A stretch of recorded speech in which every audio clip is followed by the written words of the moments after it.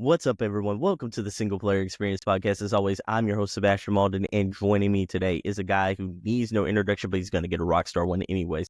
Everybody, we're going to be talking about, before we get to the introduction part, we're going to be talking about some cool things. My guest today has built a new PC. We're going to hear all about that, and how it's impacted his life.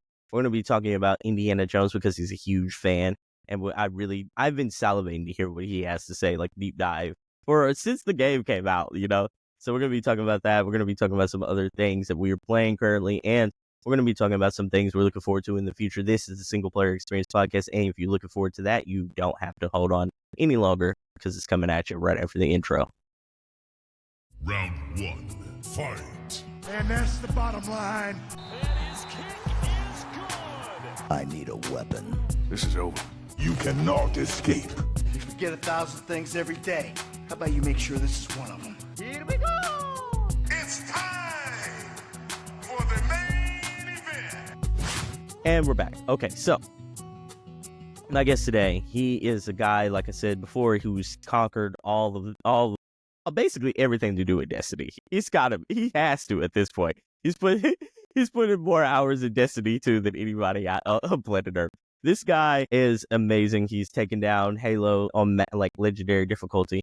He is a guy who's ready to go on a Disney trip at any given notice. He's a guy who is the living embodiment of Indiana Jones. This is my special guest today. He is the one, the only, Alec, the sensational one, Taub. Alec, how you doing? I'm doing great. How are you, Sebastian? I'm good, man. I want to ask you this, though, right off the top. You built a new PC. It's you showed me a picture before we recorded. It's hot, it's sexy, it's ready to go. But you sent me a message. You said the PC didn't come without problems, didn't come without frustration. It'd be better if the PC community was more welcoming, but as you're probably aware, with most gaming communities, they're not always the most welcoming people. They like their status and where they are in that, just as the Rolex people like the statuses where they are with their Rolexes. But I think it's good that, diversity is a thing, and the more people that we can get into it, and if it can hopefully lower some of those prices as well as bring up some other companies, I think it's I think it's good. I did not know you were a watch guy like that. Yes. I don't, what's the best way to say this? Because you can't both be a watch fan and not believe in vanity purchases. But yeah, so yeah, if I love watches, but it's definitely a dichotomy where I'm like, I hate spending money on myself. B, I hate spending a lot of money on myself.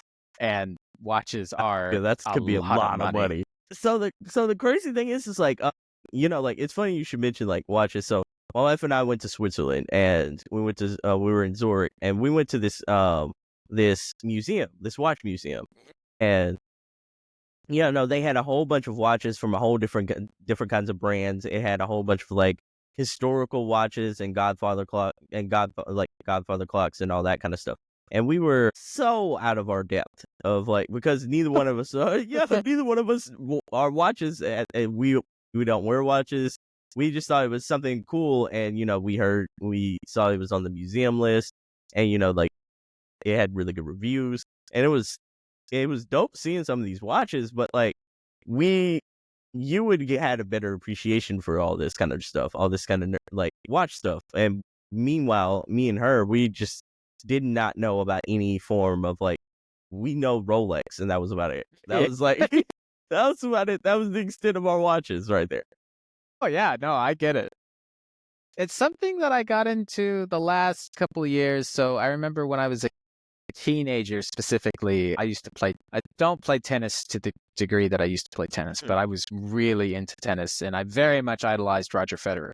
And of course, he's endorsed by Rolex. And I remember at the time I started learning about Rolex, and I had the Rolex app, and I was like, okay, this is the Rolex I want to have someday, and I'm going to save for this and buy it. And I remember when I first started, so the entry-level Rolex is called the Rolex Oyster Perpetual because it's the classic Rolex, or well, people would argue the Submariner, but I'm not going to even start that whole discussion.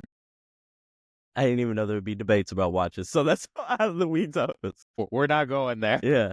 That's a dangerous road. So it started. So yeah, the Rolex Oyster Perpetual was the first mass scale Rolex, it was a big deal. And it's still Rolex's, it's one of their flagships, it's one of their entry level, this is what you buy to get into Rolex.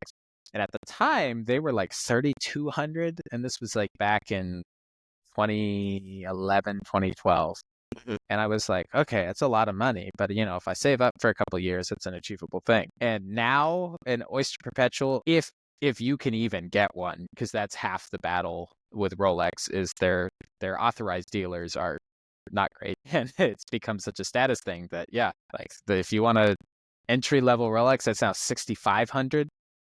It goes way up from there. I mean, the subs, especially on the gray market, they were going absolutely crazy. Yeah, it's been kind of fun to get into watches. I got back into them a couple of years ago after having some Swatches and Apple Watches. And my Apple Watch, the face of it like popped off on a plane, because I think there was like a hairline fracture that made its way like all around the face. And I think the change in pressures just caused it to pop off. And I was like, oh, I'll start wearing my Swatches again. And then from a Swatch went to a Citizen, and then I graduated to my first real watch, which was an Omega. But watches are you're not wrong. I mean, it's been a journey to get there. But yeah, at least the Omega stuff has been really fun. It's been a lot of fun to learn about sort of like how these companies have functioned for some of them hundreds of years, and how they've sort of navigated. I know there was the great quartz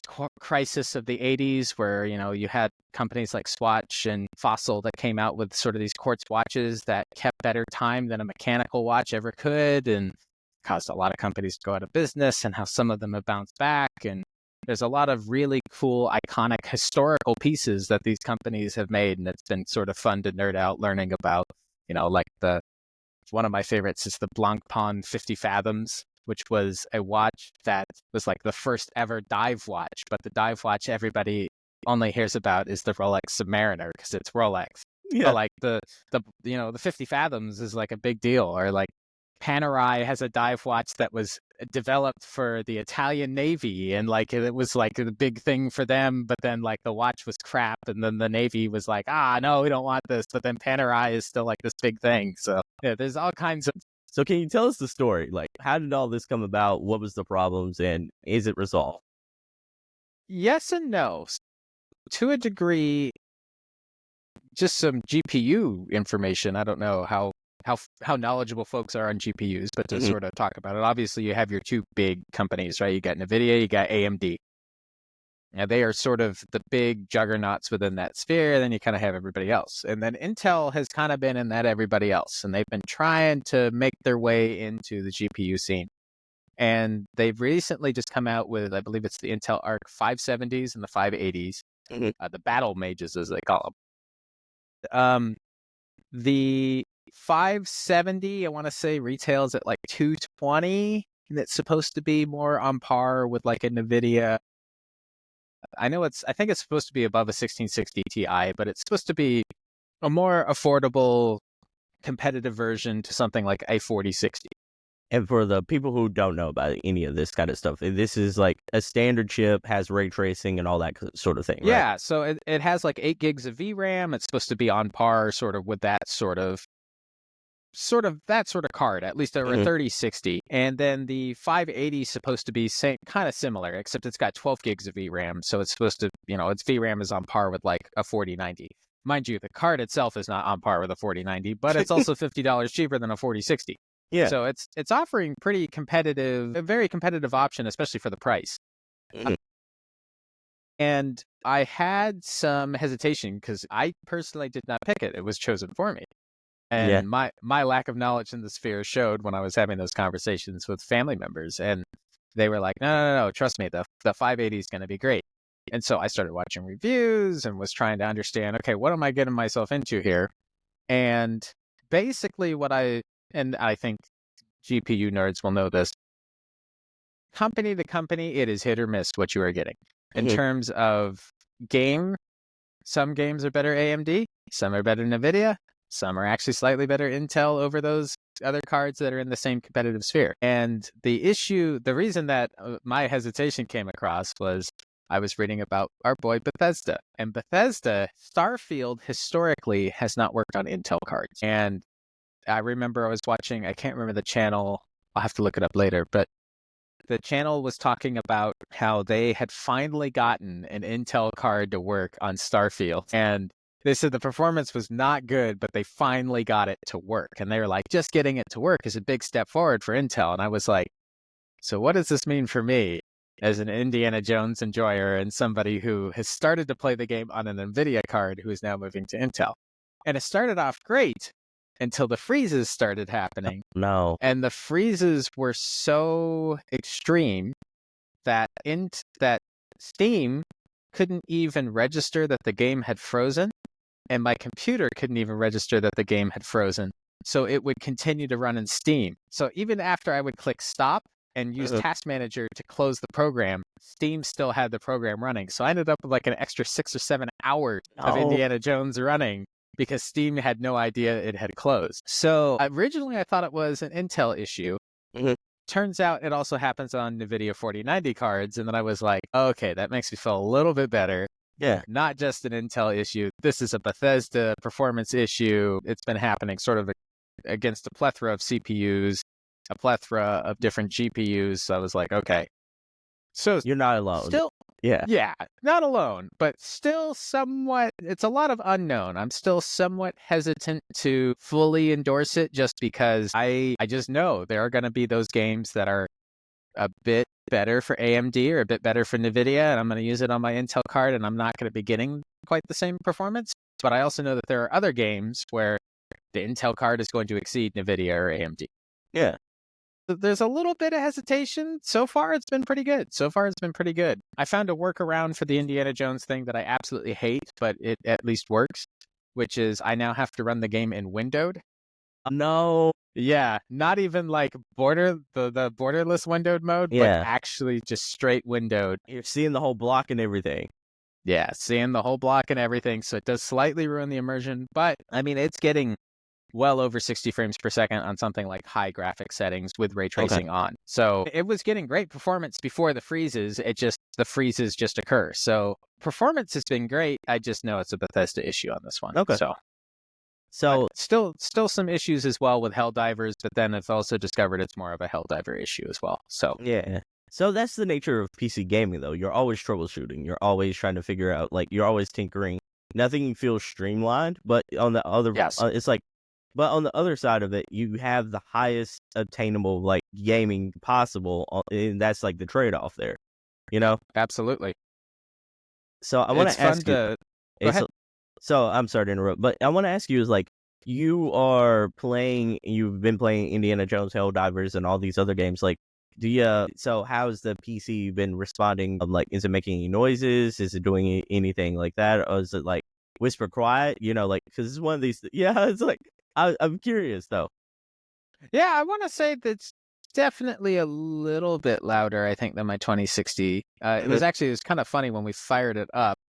My brother, who helped me assemble it, was like, that's so much louder than I was expecting. And I was like, and I mean, it's a very low hum. I haven't really noticed it much at all. And then when I run games, I mean, it definitely spools up, but it's still nothing too crazy. And internal temps have looked good. So no concerns overall. I think the card is good. I think the new PC's been phenomenal. So I've had zero complaints. I just have been slightly disappointed with my experience in Indiana Jones and definitely disappointed with Helldivers. But it's, again, hard to troubleshoot with Helldivers because it seems like Helldivers is more of an internet connectivity issue, and the higher the frames get, it just gets kind of choppy and weird. So I've had to play around with the settings in there a little bit, including having to put an FPS lock on there, and I think it's a bit more optimized for sort of that PlayStation 60 frames per second. But I mean, overall, it's been pretty good.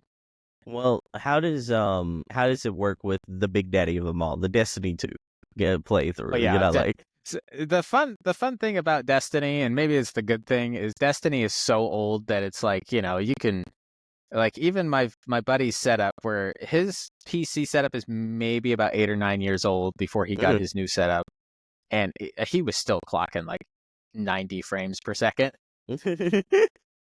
It's like I fired it up and was doing a test run, and it's like consistently maintaining 240. I mean, even in gunfights and things, it's like there's just no frame drop at all, because I think Destiny is so it's a bit antiquated at this point to really push the FPS counter on it.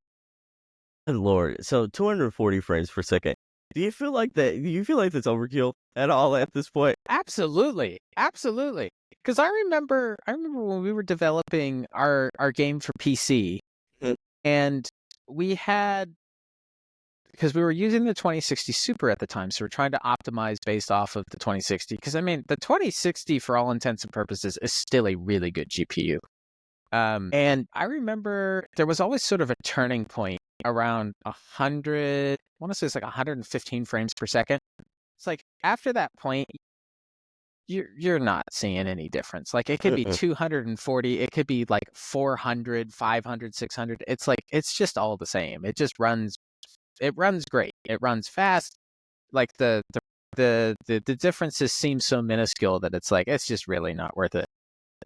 The human eye can't even tell the difference at the point. Yeah, it's like and that's sort of the thing with Destiny is I'm like, well, it runs great. I'm like, it doesn't run any different to me. Like it runs great because I'm like, it's not really any different. So yeah, that's been good, even though Destiny has its issues. That's funny. So I'm curious though. So the PC overall running well. Can you customize anything else on the PC, like colors and all that kind of stuff?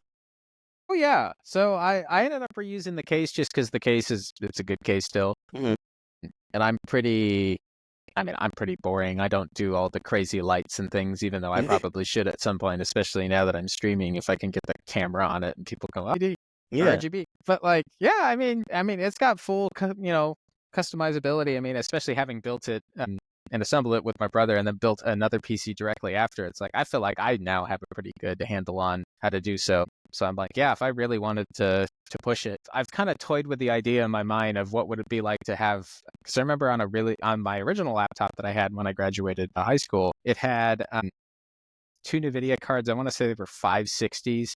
They were 560 SLI. So the 2 cards were running in tandem, which really increased performance. And I'm like, so I'm kind of toying internally with, I'm like, dude, I wonder if I could get a setup where I could run two of the Intel cards SLI, but at the same time, I'm like, well, what's the benefit? Like, am I really running anything that's like pushing my GPU to its absolute max? Like, if it only, and again, it's kind of like we were talking about. It's like, well, if I'm going from 90 FPS to 120 FPS, is it really worth it? I don't know. I was just gonna ask you. I was just like, man, that sounds like a lot of overkill at that point for very, very minimum gains, Yeah, and that's kind of where I'm sitting on it right now. Is especially too with the new NVIDIA cards. I'm like, I don't really need anything like that. So we'll see. Like, I think it's so game dependent, right? Like, if you get a game that you're really, really stoked about that's super graphically dependent, and you play it and your performance is crap, well, then it's like, well, yeah, it's a letdown, and you definitely want to find ways to upgrade it. But if I'm playing Destiny, I'm getting 240. I'm like, so it's funny you should mention like like all the graphics cards and everything like that. We were talking about NVIDIA a little bit ago. It's like, what do you think of like the big announcements from CES with the new, what is it, 5090, 5080, 5070 like announcements? I'm like, I think it was the 5070. I'm looking at it now. It's like priced at a sweet $549, which for the performance that they're indicating here seems like a steal. See, that's what I thought. I really had to talk to my brothers about it because they are big, like I said, they're big PC hardware people. And I'm like, okay, I was trying to break it down for them. I'm like, okay, why is the reaction so polarizing? Like, why are some people like, oh man, this is so exciting, and other people are like, screw this and screw what NVIDIA is doing? And they are on the side of screw what NVIDIA is doing. And the reason that they're on that side is they're kind of frustrated with the whole AI upscaling thing, because they feel like the hardware that's in the 4060s are pretty competitive with the new.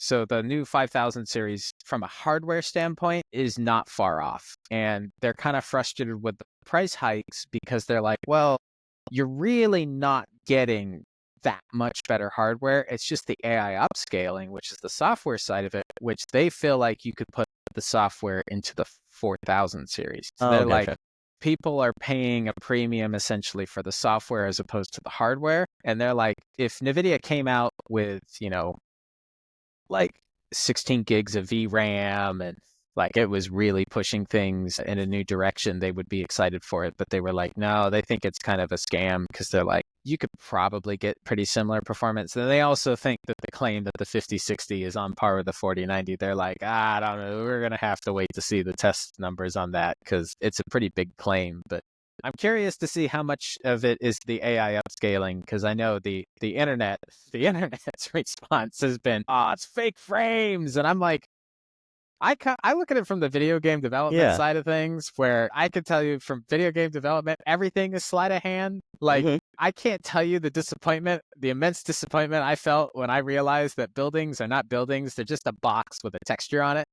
Or like walls are not walls. They're just, it's just a flat box with a texture on it. Somebody has textured the crap out of it and has made it look really nice, and occasionally they might add some vertices and some cool texturing to make things pop a little bit more, but like everything is very minimal. It is all sleight of hand. So I was like, well, AI upscaling makes sense. They're using software to increase your frames, even if they're not real frames. I mean, they look real to me, right? That's exactly what I was thinking too. It's like I'm not super into that wheelhouse, so I don't really fall on one side or the other, but like for the pro side of it, it seems like even if this is more software than it is hardware, if like that software becomes readily available for all future launches after this, it feels like that 5090 is going to be like a good entry price eventually for like someone at a steal of a deal at like 250 or 300 one day, and they'll get like really solid performance out of it. It feels like, and correct me if I'm wrong, you know more about this than I do, it feels like even if this feels a little scammy now, it sort of feels like a good entry into like a cheaper PC platform in the future. Yeah. I'm definitely a tougher sell too, because I think about where I was GPU wise to where people are GPU wise now. And I think especially for me as a consumer, it definitely just depends where you fall, right? Yeah. So like if your first GPU is a 3060 and you're wanting to move to, the 5000 or the 5060, that would be a huge upgrade, right? So I could understand somebody wanting to make that change, but I think it depends, right? If you're on a 4060, it's minimal. It's minimal, right? And that's sort of the thing that has changed so drastically with graphics. Is I remember when I was a kid, it was like you needed a new graphic card like every 3 years because graphics themselves were advancing so quickly. Whereas now it's stagnated a little bit. Like the gains are so minimal that it's going to be really hard to sell people, I think, on, especially depending on where you are as a consumer and what you already have, on a new graphics card. So yeah, it's all I think it's all going to be consumer dependent, right? Yeah. I mean, I think if a 4060 is the right price range for you and you can get a 4060. If you want to take the Wild West chance on an Intel Arc B580, take it on a B580. And especially the other thing too is I think a lot of consumers have to figure this out when they're building a PC is what are our limits, right? Like what is the overall cost of the computer that I'm willing to spend? How much am I willing to flex on that, or how much am I wanting to put into my GPU? How much am I wanting to put into my CPU? Because that's the other thing. Yeah. And that's why the Intel Arc is also getting a lot of discussion right now, because they see it as a budget GPU, but then it doesn't work with older CPUs, particularly Intel's 9th gen CPUs, and that's causing a lot of frustration. So it's all over the place. I think it's all so interconnected and dependent. And then, of course, as I was talking earlier, it's also game dependent. It's just, I think it's going to be so consumer dependent on what people are looking for. So here's a question. I think everyone loves a deal, and everyone loves having that flashy new device. I think your family members in hardware love that feeling of a brand new GPU and CPU and such like that. But like I wonder though, it's like, is there a certain pride there of like having a pristine item and being high class gamer, like the highest class gamer, Oh yeah. Oh yeah. yeah. So I'm like, do people, like my question was originally going to be like, do you think people want PC gaming to be more entry level? Like, do you feel like because like, does that sort of take the allure off of the hardcores of wanting Yeah. like to have the most premium devices? But on the other hand, if more people move over to PC, like everything becomes more third party oriented, and like everything becomes more cross platform oriented. It feels like the benefits there. I'm also a prideful person, like I still love Yeah. exclusives. So I, Yeah. like I still do. I'm like, I got Hey, a I shiny get new it. device and I got exclusives to go with it. I love that feeling. But like, so that's what I was wondering. I'm like, do you feel like, is there a push and pull there? Do you feel like they would, like most people would prefer to still have PC stay premium? So I'll offer two different perspectives. So from the perspective of because I'm a PC player and a proud Yeah. PC player at that. Yeah, for sure. Just because of the aura around PC, right? Like it's kind of like I kind of like the way you said it. It's the hardcores, right? The people that are very vocal about my PC is best because it has the newest, latest, greatest, and it's going to do better than your PC. Which, to a degree, Or your there is- console, like Yeah. there's that very much pride. I'm outdoing the console market, like to a degree, this is game dependent again. Mhm. There is a slight advantage to players who have better hardware.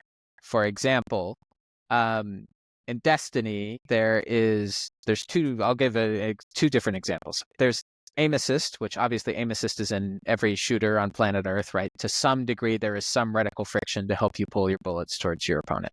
Mhm. There is empirical testing that was done on Destiny through the community that there is aim assist tied to frames. So the higher your frames, Yeah. The better your more aim assist. likely, the better your aim assist is. How much is super debatable, but the higher, and that's why there's a joke where there's a very famous streamer named Grenader Jake. He uses a gun known as Last Word, and he plays controller on PC. And Last Word is very aim assist oriented. And people, I say joke, but there are people that honestly believe that he has a computer with like 8 GPUs in it.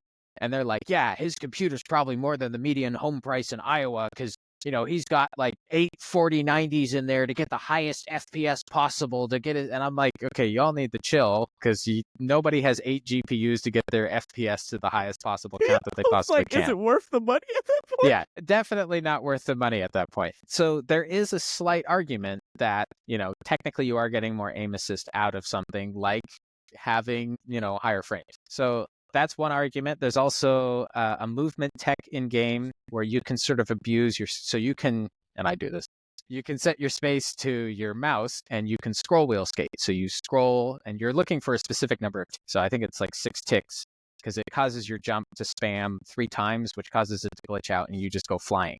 So on specifically, yeah. Well, so this is the level that I get into the PvP stuff, but it is well documented that the higher your frames are, the further and faster you go. So there are a lot of high-end streamers who tie it to their mouse and they're playing on Warlock, where it literally anytime you get a ramp, you do that scroll wheel skate, you just go absolutely flying. You have people in the comments go, well, why can't I go that fast? And people are like, well, what's your hardware?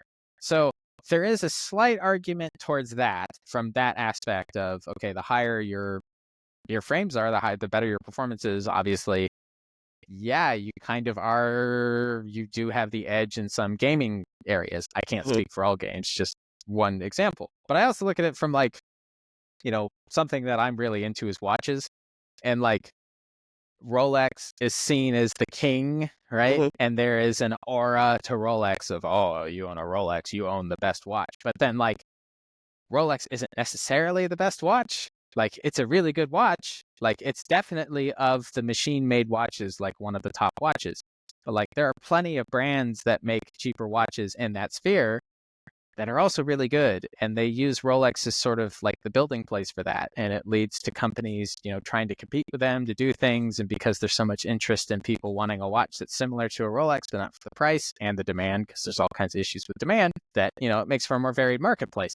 which you could have on PC too if more people were wanting to come into that sphere. So I don't necessarily disagree. I think it's a really good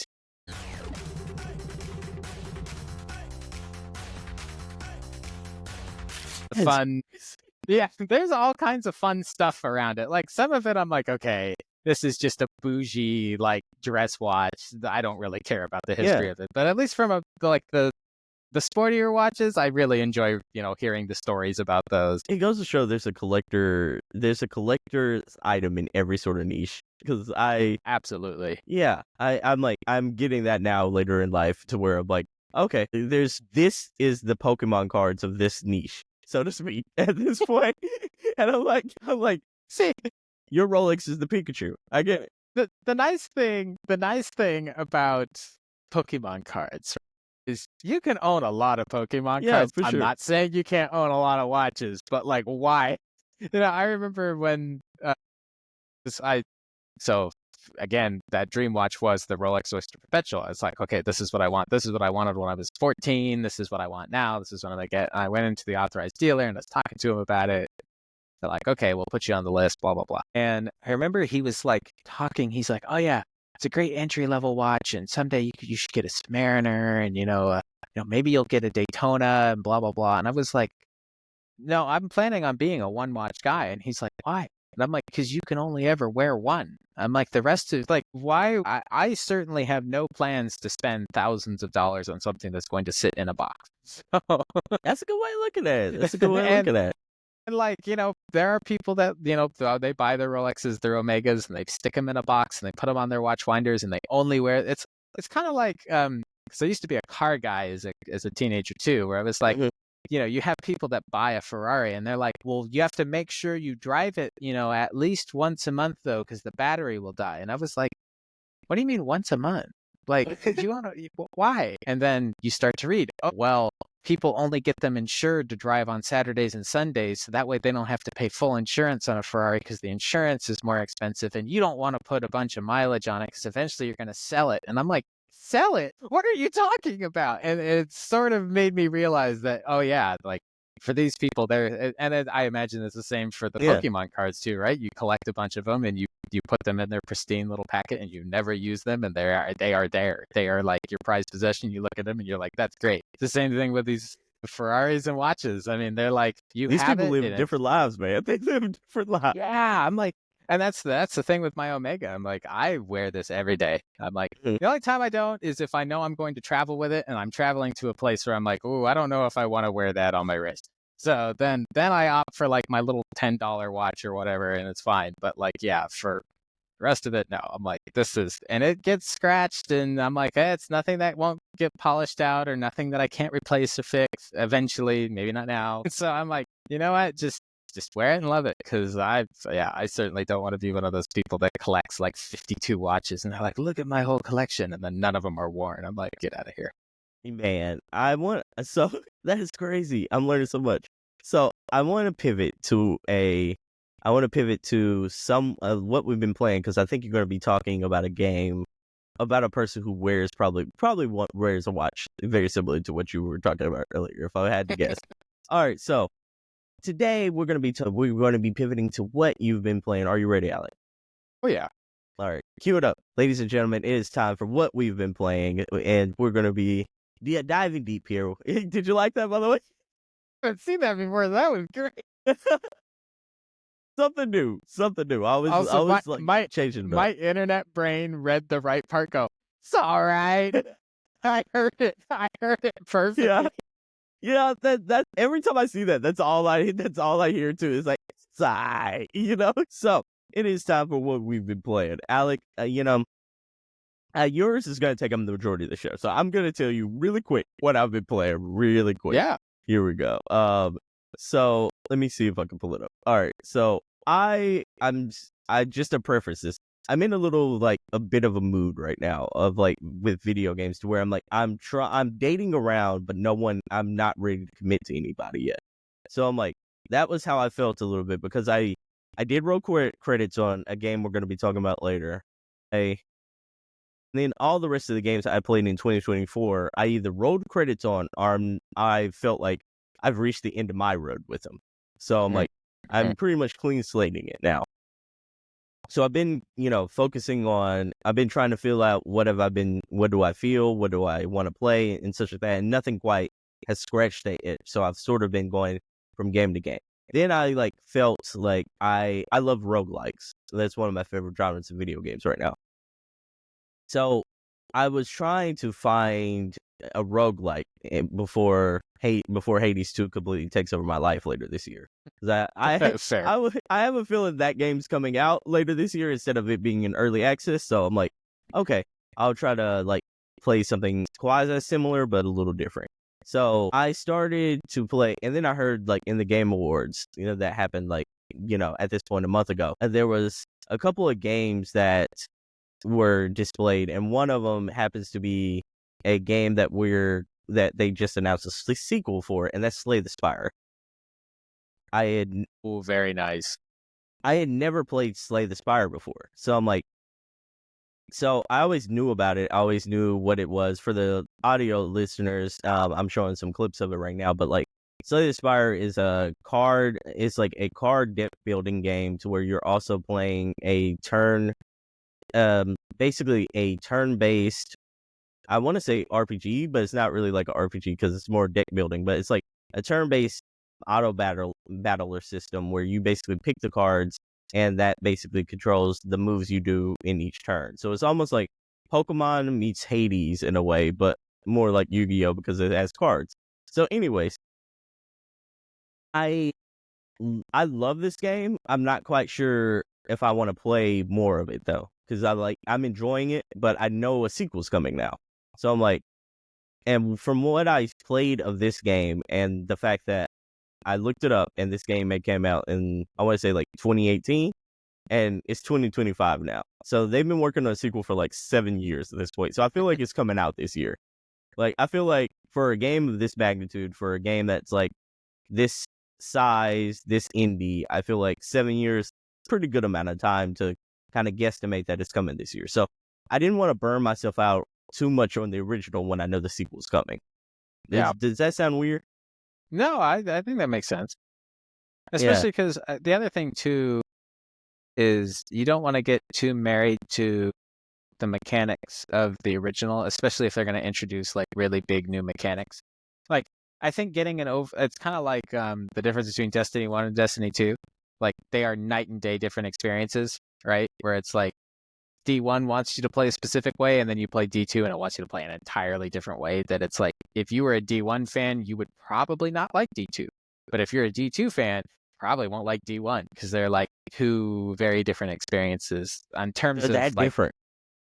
Well, they're different in the sense of one's D1 is very much a looter shooter, and the focus is on the guns.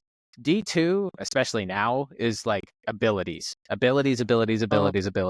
it's and if you played D1 and you wanted to use your guns in D2, you're wow, these really don't have that much of an effect, especially in comparison to when I just throw grenades or punch things.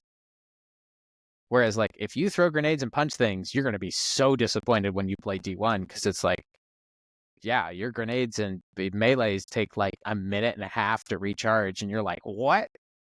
It's just a very different experience. So I could definitely see that where it's especially with a game that's a little bit older, it's if they're going to be introducing new mechanics that are sort of vastly different, I could understand not wanting to burn yourself out on it, or at least get too attached to it either, because especially if you get super attached to it and then they change something, it's yeah, that's true. That's true. So I'm yeah, it's so unique. It's so cool. It has I know this came out before Cult of the Lamb, but it has a Cult of the Lamb style roadmap to where you can pick and choose your path, as you kind of can see here. You can pick and choose the path you want to go on, and each path has different RPG elements. So you can pick an X, or you can pick a different road that you want to take, and each road has I'll fight someone this time, but then I'll meet someone who gives me an interesting choice on where whether or not I want to shop for different cards, or whether or not I want to help this person but sacrifice my health in order to do so, or a piece of my health, or whether or not I want to trust this sketchy looking rat, you know. And if I trust the sketchy looking rat, he might bless me with something, or he might bite me and give me tetanus. You know, like there's so many different things that it sort of presents to you, and it's like it's almost like gothically whimsical in a way, to where I'm like it has that kind of tone and kind of vibe to it, but then it's also like, if I wish it had a little more personality as far as me getting attached to any of these characters, because really they feel like just vessels that I'm playing, and I'm trying to survive as long as I can. But as opposed to like games like Cult of the Lamb and Hades made me really attached to the main character and sort of like the central antagonist, and also like some of the side characters. I feel like they do better with narration and storytelling. This one feels like it is strictly gameplay oriented, and that's okay. But like so that's kind of the only real game I've been playing until I do my rankings for this week. So, Alec, I want to pivot to you. Alec, what have you been playing? I mean, I got, like, I'm so curious because, like, I'm curious about the It Takes Two part, too, because, like, I'm not going to say the sequel, but, like, that studio is also putting out a game in the similar ilk later this year. Yes. So I'm curious to see how that goes. I'm curious also if y'all, like, is that better than Overcooked as, like, a couples experience? Because Overcooked can break up a relationship, man.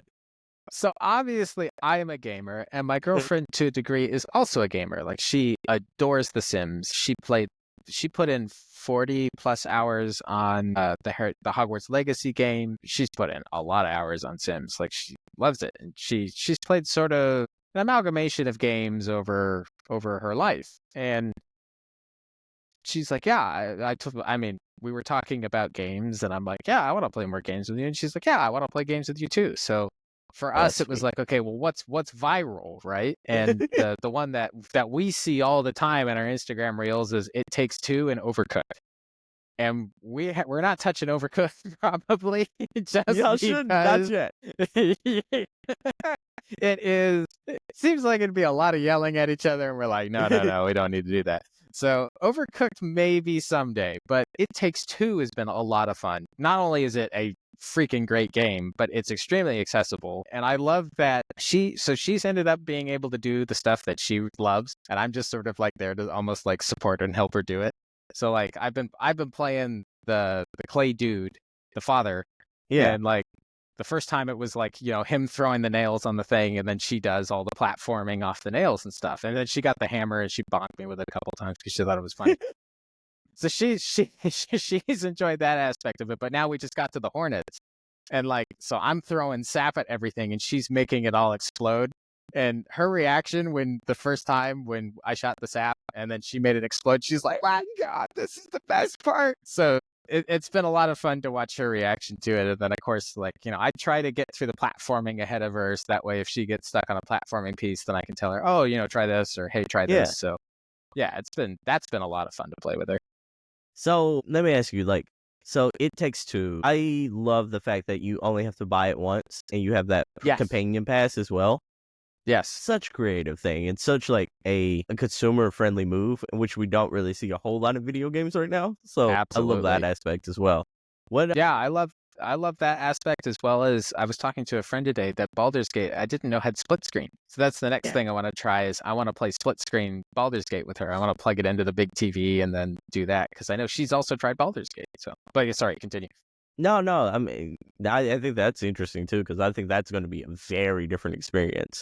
That's going to be very different, especially if y'all go to Baldur's Gate 3, which I recommend. Yes. Okay. Yeah, that's what we're going to do. Yeah, that's so exciting. So, It Takes Two. How far are y'all? Like, how many hours have you played so far? Not that many. So she has some limitations in that she gets motion sick pretty easy. Oh, that's rough with a platformer. Yeah, with a platformer, it's been a little bit difficult. I know that it's more of a, if she plays more, it'll be okay. So like, for instance, when she started playing Hogwarts Legacy, because she's very excited for Hogwarts Legacy, she could only play for like maybe 30, 45 minutes at a time before she was like down. So by the time she stopped playing Hogwarts Legacy, she could probably go 2.5 hours before she was starting to fill to the point where she couldn't play it anymore. So I'm hoping the more that she plays It Takes Two, particularly with the platforming, that, she just needs more playtime and eventually she can start to clock in some more time. But so far, I think we're probably 4.5 hours in. And do you feel like y'all are gonna ride it out to the end? Absolutely. Yeah, I think It Takes Two is phenomenal. Like, we're both having a great time with it. I think I really enjoy the different mechanics per the different levels. I think the storytelling is a lot of fun. I initially was on the fence about the Book of Love, but now the Book of Love, I kind of get excited when I see it, especially when the characters are like, "Oh, screw this guy." Yeah. That's funny. Yeah, the banter's fun. I like the little random mini games that we find. Like, that's always because so a little known fact about me, I love exploration in video games. Like, it's not all for me just blowing things up in the most efficient way possible. Like, especially when we start talking about indie here, like, I will gladly spend hours and hours and hours exploring things before I even do the main quest. And I enjoy that It Takes Two has a lot of exploration stuff, where if you go off and you find these, little mini games, it's a lot of fun. Like, last night we found the torture chamber. Because I was walking over to it and it said start. And I was like, oh, what's this button do? And I landed on it. Then she came over and pressed all the buttons and I died in all kinds of different gruesome ways. But like, it's really cool to come across those things. So I was like, okay, I love that. For me, it definitely gives me all kinds of different avenues to do exploration stuff. From a gameplay standpoint, I mean, the mechanics are a lot of fun. I love every time that they introduce a new mechanic and all the different ways that they do it. And yeah, I think platforming it's so seamless. It's so seamless that I really appreciate how smooth that they've made the, like, I haven't come across any points yet where I'm like, man, this platforming feels really janky or difficult, which it definitely in platforming games, I have felt that in the past. But so far, every time I do it, I'm like, nah, this just feels natural and the gameplay feels pretty seamless. So Hazelight Studios, the studios that did, I think that's the Joseph Ferris. This is the Joseph Ferris studio. Are you going to play the successor this year? Do you feel like that's going to be on there? Yeah, I need to do some more research on it just to see if it fits sort of like the little niche of what we probably would be interested in. But yeah, I gotcha. For me personally, I would definitely play it. Like, I know they also made the game. It's not Get Out. No, the one where you escape from prison. Yeah, A Way Out. And my friend today that I met for lunch was telling me, he's like, yeah, you guys might want to try that too. So that was another one I was going to bring up. But yeah, I want to finish this. And then if the vibes feel good, yeah, then we definitely want to look into the successor that comes out later this year. A Way Out's so different though. Like. That's what I've heard. Yeah. This one's like more cutesy. A Way Out feels a little more grounded and gritty. The jail kind of vibe too. It's like, I feel like that one, like It Takes Two, I feel like it has such Nintendo quality of pick up and play-ness to it. Yes. Versus A Way Out, where I feel like you really have to be in the mood to like play that type of game. Yeah, and that's kind of where, like, when my friend was telling me about it earlier, I don't think that one's going to land because it's more story-oriented, and I think she's more of wants the action engagement part of it. So I'm like, okay, we'll look into it, but yeah, I have a feeling it's more of I think, like, for instance, a game I would really like to play with her, but I don't think she could handle it as Portal, just because I know sickness. when I played Portal 1, the motion sickness I experienced was intense. Oh, I'm like, I can see her, especially in Portal 2, doing some of those really flippy, twisty things. I'm like, yeah, that could really mess her up. That's rough. Portal 2 is, I think, a great game that I'm like, okay, from a mechanics standpoint, I think she would enjoy. So Split Fiction is the sequel coming up. So like half of it is, have you seen the trailer, by the way? So I've seen the trailer, but my knowledge of the game is very limited. Okay, so the general concept is two developers working for this massive company both get sucked into a game. They were arguing over what they were both pitching their game. They both get sucked into a amalgamation of both of their pitches. One was working on a fantasy game, one was working on a sci-fi game. And so like half of the worlds are very high fantasy and half of the worlds are very your kind of like sci-fi taste. So and a whole bunch of mini games. You'll see this dragon, and then you also see like this world that kind of feels reminiscent of like Dune almost, in a way. Yeah. So Yeah. A little cyberpunky. yeah, a little cyberpunky, a little Tronish there, and then you kind of have a little like Fable vibes as well. But then you have like all sorts of these mini games that sort of feel like they took all the lessons of what made It Takes Two great and just said we're going to double down on all those. So like Oh, I love it that. feels it feels platformy, but it feels like higher in exploration too. And then there's a lot of stuff that feels like OG Nintendo. Like I think you saw that plant where they were kind of like jumping into it. It feels like the barrels in Donkey Kong. Yes. Yeah, I was that's the exact thing I got when I tilted over and spat them out. I was like, yeah, oh, that's exactly. Exactly. So it feels like they took some like Spyro inspirations, some Donkey Kong inspirations, some of the stuff from It Takes Two and Blue Dragon. There's a lot of like it feels like the gamers of our era sort of grew up and said, "Hey, we want to create games from our childhood, but we'll make each mode, each like level a mini game." That's what it sort of feels like, and I'm here for it. I did not play It Takes Two very much. I played like 3 hours, and I just didn't have I didn't have the gumption to finish, and then two, I'm like, I've never tried with my wife, so I wonder how that would go, but I never really. Every time I think about it, I always go to other things. We tried Overcooked, so I'm like, that one how'd that was. go? It was fun. It was fun. I want to try it now that we watched the Bear show. Yeah. I want to try it in this iteration now that we've seen the Bears, because I want to go like, I want to yell out orders and have each other go, yes, chef. Like. Yeah. So I feel like in this context, I think it'd be so fun now. But like, this game is like, I'm more of a bystander because this is also a multiplayer like companion game. But like, it looks fun. It looks like something that if y'all tell me it's good, I'll try it out. Yeah, it's definitely on my radar because I think I have really enjoyed It Takes Two, so I'm very curious to see what the next iteration has. So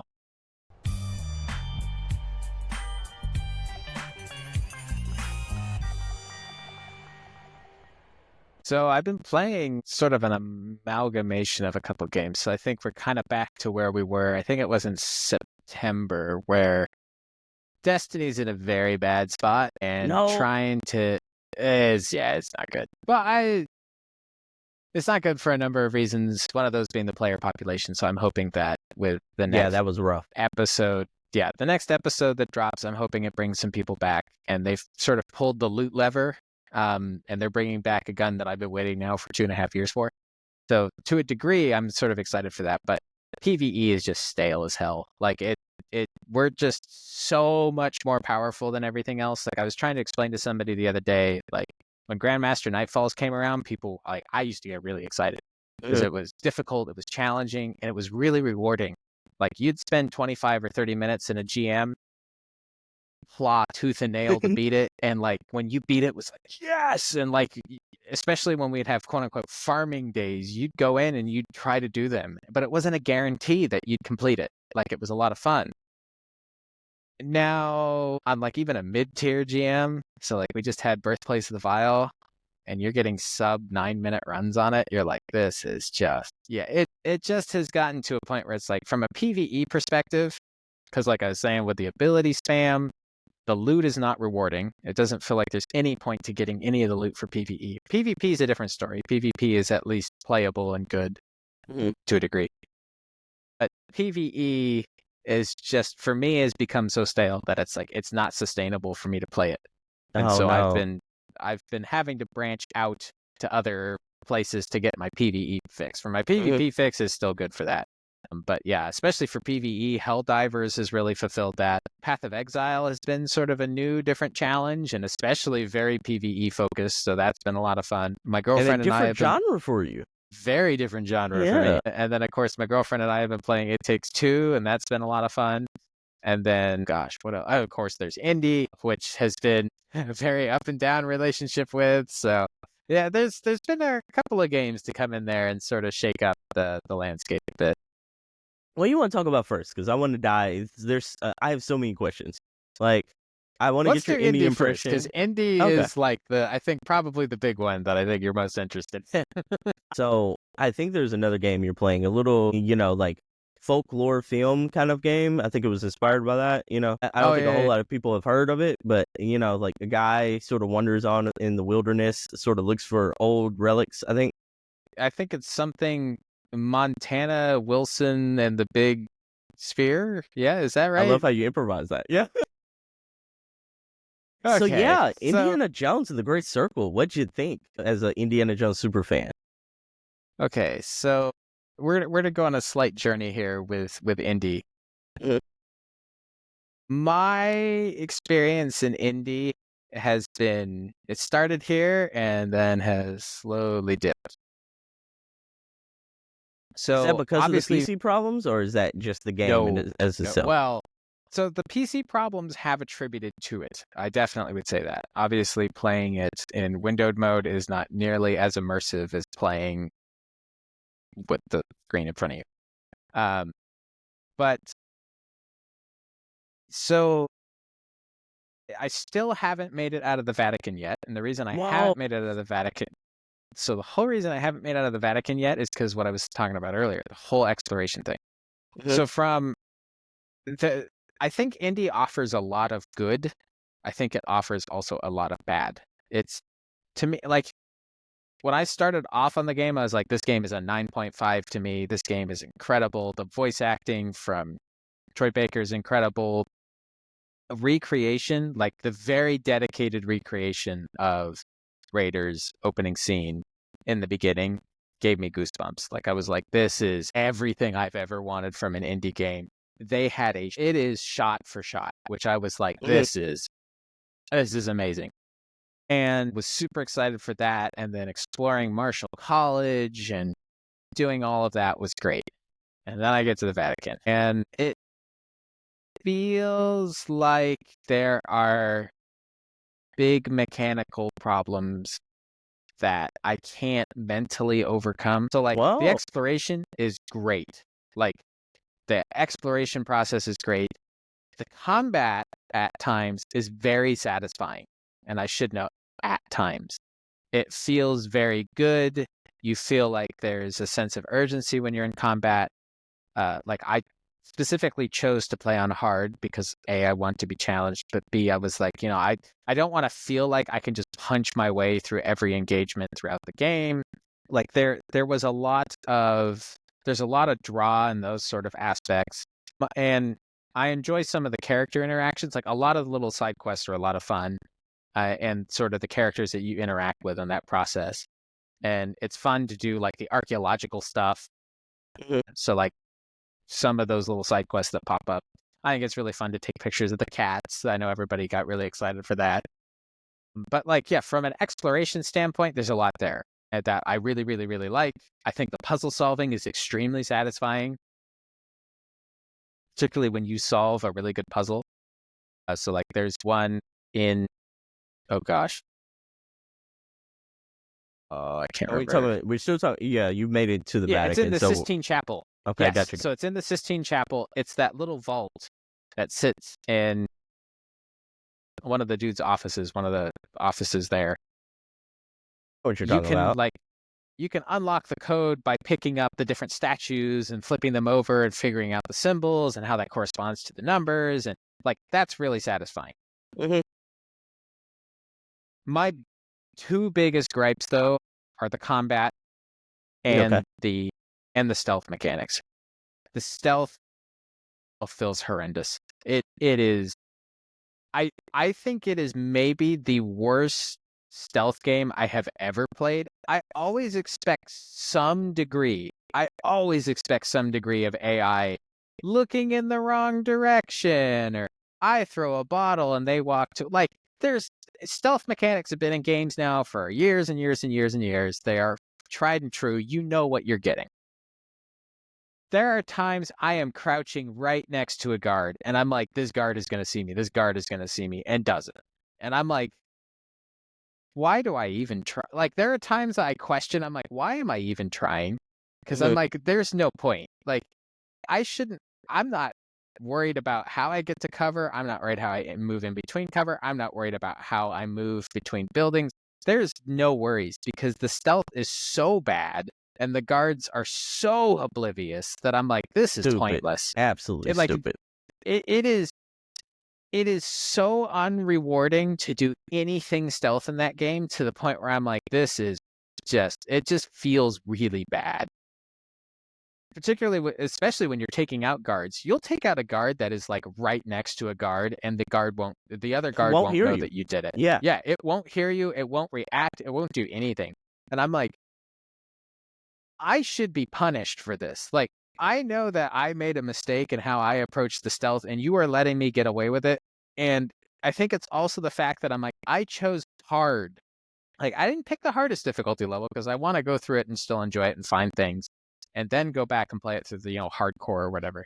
But like, it's on hard. This should not be this easy. Like, it's so stupidly easy that it's very underwhelming to do anything stealth in that game. And then on top of it, it kind of feels that way with combat. There was one moment very early on in my playing where I'm in the Vatican, I get spotted by one of those captains, and then I can't find a way out. And I back myself into an alley. So there is a door on my right, there is a wall on my left. The door cannot be opened. You There just is a let wall. them come one at a time? They not only came one at a time, I punched through 8 guards.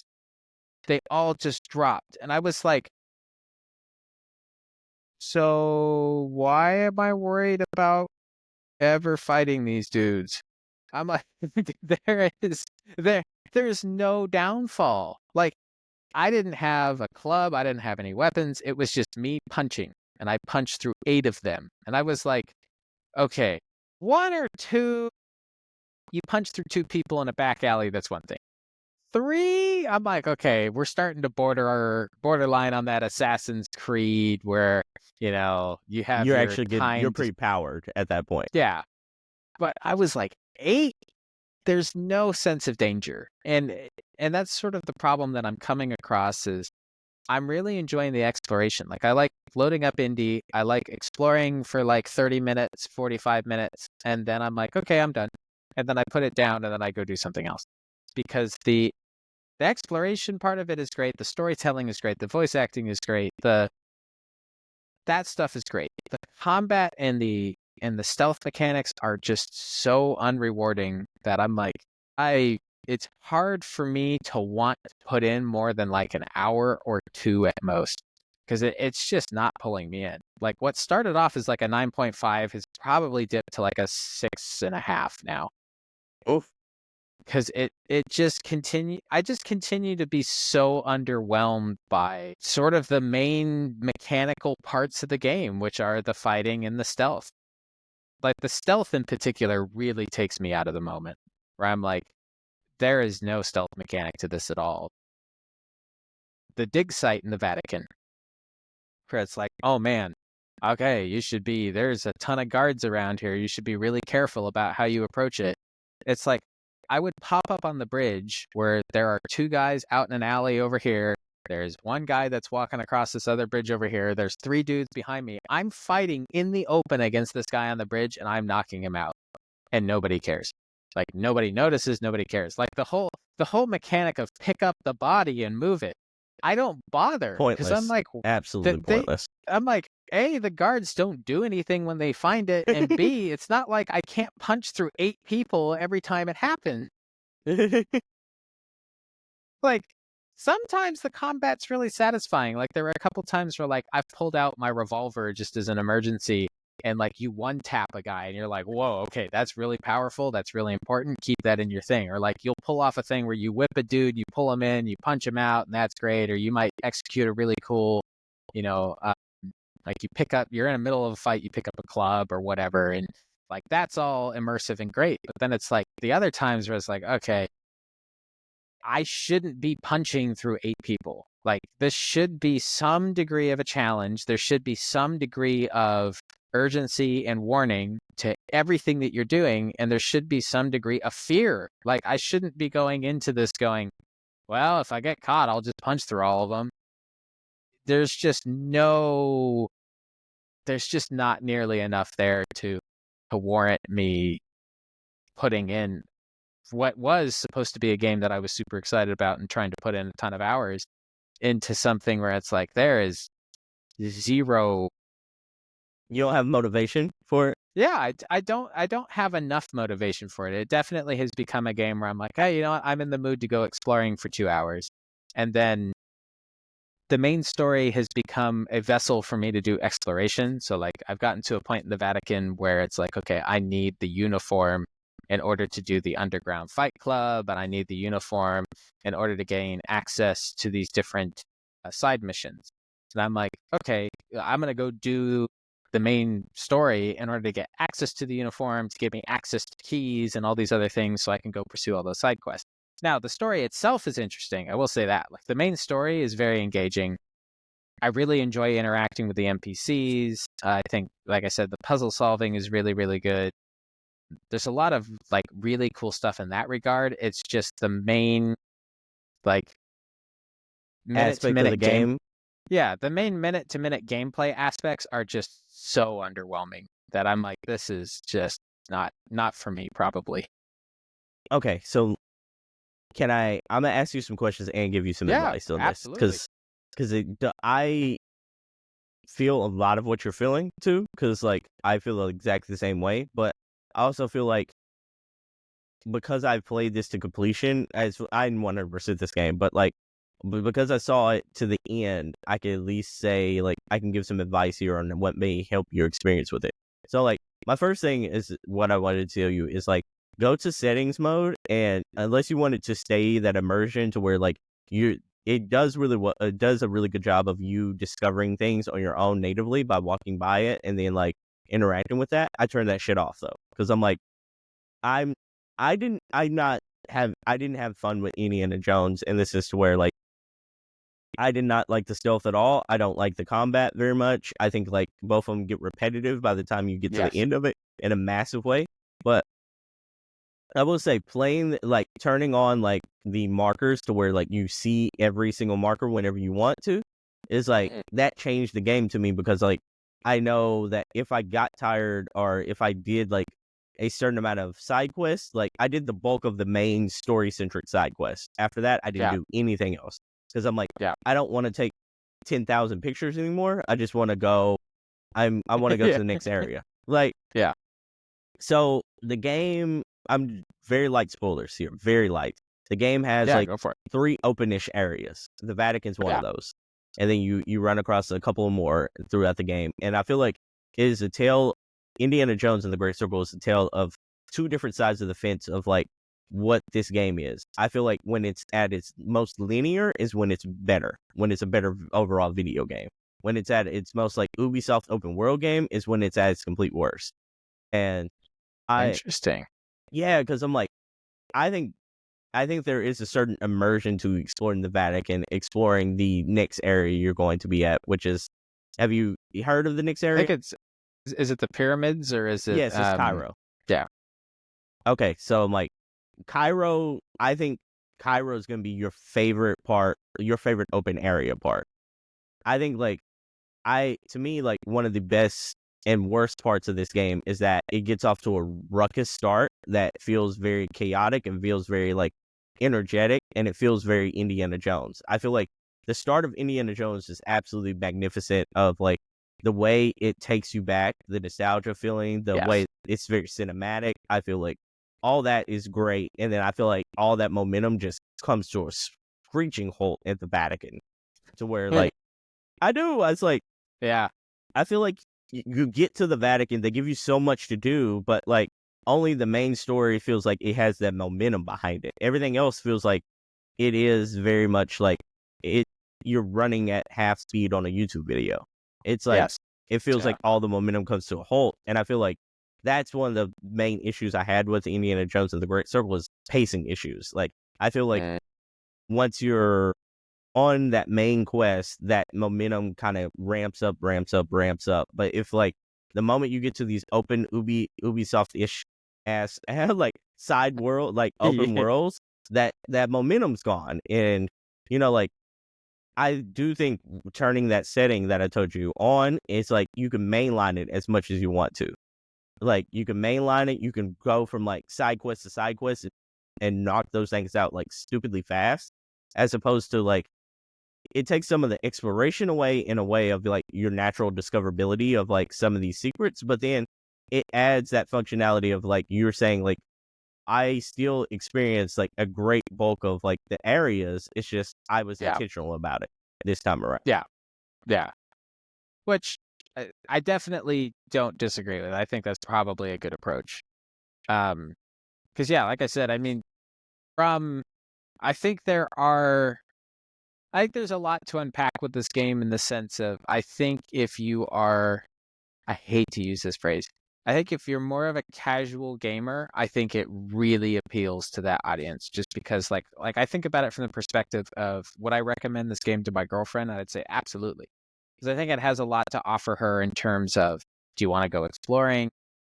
Do you want pretty simplistic combat mechanics that can at times be satisfying? Because I think at times they do work. And I think, do you want very, very easy stealth mechanics? Because like from a stealth mechanic point, I'm like, this is a joke. It really is. It Like, really is. By the way, did you see the footage that I just put, like, that I have on here? Yeah. Did you see of how him I just fell falling from like a 3-story building? Yeah. I'm like, this game just, it's kind of like, it's the whole Destiny thing. It's like, if I make a mistake, I want to be punished for the mistake so that I have to figure out a better way of executing something, as opposed to, because it makes me care, right? It gets me to think, it keeps me engaged, it makes me want to play it and do things differently. When it doesn't punish me at all, I'm like, I don't care. Like, it's like, oh no, I got caught. I guess I'll just punch my way out of it and move on to the next thing. So I'm It's just curious, not like, enough. because I like, I wrote a review about this game, and I said in the review that I feel like this feels like baby's first stealth game, and it also feels like Yes. very Yes. like baby's first stealth game, and Yeah. also like very elementary as far as like combat. It feels like Yes. I'm like, so those two elements came into play. I feel like this is the most cinematic, simplistic game that I've played in a very long time, and I was just like, I also like, in my headliner I wrote that what did I write? Indiana Jones is the highest bar presentation that I've played in a very long time, but it's also the most serviceable game, in the sense that like, I don't feel like it does anything great. Completely agree. So, and that's why I give it like a 6.5, because I'm like, from a gameplay standpoint, I mean, I should note, the combat isn't bad. Like, bad combat, you would know. You'd be like, wow, this it's just combat isn't even serviceable. doable. That's it, though. Yeah, it is exactly that. It is serviceable, which it's like, which the depressing part of this game is that the stealth and combat are like its main pillars outside of exploration and story and cinematics. So it's like, which I know that's a lot of pillars, but like, when a third of your game essentially is just so bare bones and so meh, it's like, especially something that dominates the minute-to-minute gameplay aspects, it just really let me down. Like you said, it's essentially baby's first stealth game. Like, the stealth mechanic, I actually think the stealth mechanics are bad. Like, I think the AI stealth is bad. I think the AI makes it worse than what it actually is. Yes. I think the problem with the stealth is that the AI is so bad and is so ultimately unaware of everything all the time that, like, it just doesn't matter. Like, what you do just does not matter. And I'm like, it just really let me down from a stealth standpoint, especially with how hard they push it, because they really push stealth mechanics. So, yeah. I want to speak to the game's good graces, though, because like, I do think as a person who's beat the game, I do think like my advice to you is to get the hell out of the Vatican as soon as possible. Get out of the Vatican. Yeah. It is. It's like, like I think you should do like I think there's 4-ish major side missions in the Vatican. Yes. And like outside of that, I don't necessarily think like if you're not enjoying the game to where you're not loving it 100%, as soon as you get out of that as quickly as possible, the game turns into another dimension here, because I think once you start, the enemies and the AI don't necessarily improve, but they do get a little tougher when you add the gun element into it. Right. Because Indy he gets popped one time and that's his ass. Like, it's and that aspect I love, because I'm like, yeah, it's that, if I make a mistake and you shoot me, that's something I should be fearful of and something I should be worried about. But yeah, because I do ultimately agree. And that's why I'm probably being overly negative to it, because it was something I was ultimately super excited for. But in terms of and like I said, in terms of the exploration, I think the exploration is top tier. Like, for me, especially as somebody who really, really loves to invest their time and wanting to explore every crack and crevice and to see if I can get through every door, see how many rooftops I can get on top of what's up there if I get on a rooftop. Like, just that aspect of playing within that sandbox is like chef's kiss. It is perfect. And as you were saying, I think from a presentation standpoint, it is next level. I love the every time you load into a checkpoint, or every time you fire up Indy and it has you on your checkpoint, you're already in the moment and you just have to hit resume. Oh my God, that is so cool. Like, that's probably my favorite feature in this game, to where they made, no matter where you're at, like, they made that the opening title screen. Yes. And I absolutely adore that. The soundtrack is next level. It is it encompasses perfectly what a John Williams Indiana Jones soundtrack should sound like. And that's the other thing, and this is where I definitely want to praise the game. As somebody who adores Indiana Jones and adores those movies and has adored many Indiana Jones games previously, this game nails it at being an Indiana Jones game. The voice lines and Troy Baker's performance are peak. I forgot it was Troy Baker for a long time playing this game, man. Yeah. It's so good. He absolutely kills it in that role. He delivers, I think, in my opinion, which should have been, I don't know if he won it because I didn't pay all that much attention to the Video Game Awards as I should have, but he should have been Voice Artist of the Year or Voice Actor of the Year. Like, he destroyed that role, like, absolutely hit it out of the park. The sad part is he didn't qualify, and the reason is because, like, yes, he did not qualify because, my God, because like, this game came out so late in the year. Like, Xbox put this out, was it December? I want to say December. Yeah, it was December 6th or 7th. Yeah. So I think the cutoff date was the week prior. But yeah, so from being just from it, if you're an indie fan, like, I think the perfect person for this is somebody who watched the indie movies, who adores indie, but hasn't played a whole lot of video games. If they come into this and just enjoy the exploration and don't get caught up on the mechanics, like the simplicity of the other mechanics, I think this game is a 10 out of 10 for them. I think they will find all kinds of things to cling on and love. As somebody who is definitely I'd quantify myself as a video game sweat, like, I'm now looking at From Software games, wondering how I want to conquer those and throw myself at that wall and try to get really good at those. Like, the mechanics are just too simple for me, but the exploration, the story, the voice acting, the music, the cool little features, I often find myself, especially to those little, there's a lot of those little moments that, like, inspire me to want to keep going. It's just, for me, from an overall standpoint, it's those two gameplay mechanic things are so involved and so big and are so in your face that to be that let down by them has ultimately soured my experience to be where I have placed it. Because I think I would recommend the game to people. I just think, especially if you're expecting more from those two specific things, it's tough. It's tough. Yeah, I do. Also, like I know you're enjoying the exploration, but I would almost like encourage you to hurry up, streamline this game, and then it gives you the option of like going back and doing all the side stuff. Because I feel like, Yeah, that's not a bad option either. because I do feel like because then it'd be like a 6 hour experience, maybe 8 hour experience, and then like you go back and you kind of can get your feel. And I'm never gonna platinum this type of game, but like it's one of those things to where like if you do want to live that Indiana Jones experience and see how like the whole story plays out and how it feels compared to the movies, I think like mainlining this game is going to be like the chef's best kiss way to for do you. it. Yeah. Yeah. So I kind of approached it. I think that was the other issue is I've kind of approached it like Jedi Fallen Order, because when yeah. Jedi Fallen Order dropped, my younger brother and I started playing at the same time. He was done after 12 hours. Like played through the whole thing. He loved it, but like he played it in 12 hours.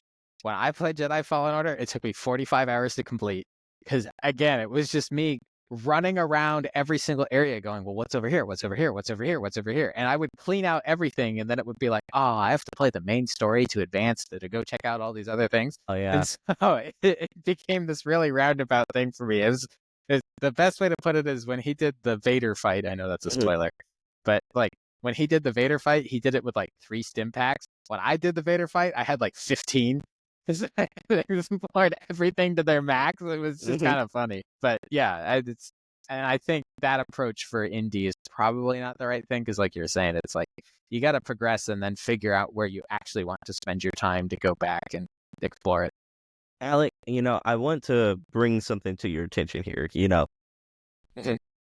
As you saw earlier, we got some new segments, we got some new titles, we got some new, like intros and all that kind of jazz. I want to bring something to your attention here. It's a little thing I've cooked up recently. Give me 1 second, and I'll put it up there. All right. So this is what I like to call bum, bum, bum, bum. It is. Let me know when you can see it. If you can't, I'm like, this sort of is the whole like bum, bum, bum, bum. But yeah, we'll try can't it see it anyways. yet. Okay, we're working and. Okay, and let's see if we can do this. Okay, while that's loading up. So, we have a new segment on the show. It's called Cooking versus Bad Takes. And, all right, so here it goes. I think we got it right now. And, okay, let me know when you can see it. And if not, we're just going to have to go with the flow there. Yeah, I'm still not seeing it. No! Oh, no. All right. If not, I'll do it in a different manner. So, hang tough real quick. Boom, boom, boom. All right, so the whole nature of the show, let me explain while I pull up this little transition, because I actually want you to see it. But, so the whole nature of that is I scoured the internet to find on select topics, and I pulled people's tweets, people's reviews, different sort of, I guess you could say, all opinion-based categories. And I, highlighted a few for topics that I knew we'd be talking about. And your job today is going to be telling me if they were cooking, which means they were giving a real fine dining experience, a good take, or a bad take. Like they should never be trusted again. All right, so give me 1 second. All right, and I'm so sad that it didn't naturally go into that transition, because like I had a little like jingle and everything playing. But all right, technical difficulties, everybody. There we go. All right, so, ladies and gentlemen, I'd like to introduce you to Cooking versus Bad Take. So, I explained a little bit earlier. We're going to. I loved making this, by the way. I'm finding like hard reactions to different things. The Russell Westbrook one is like an all-time classic.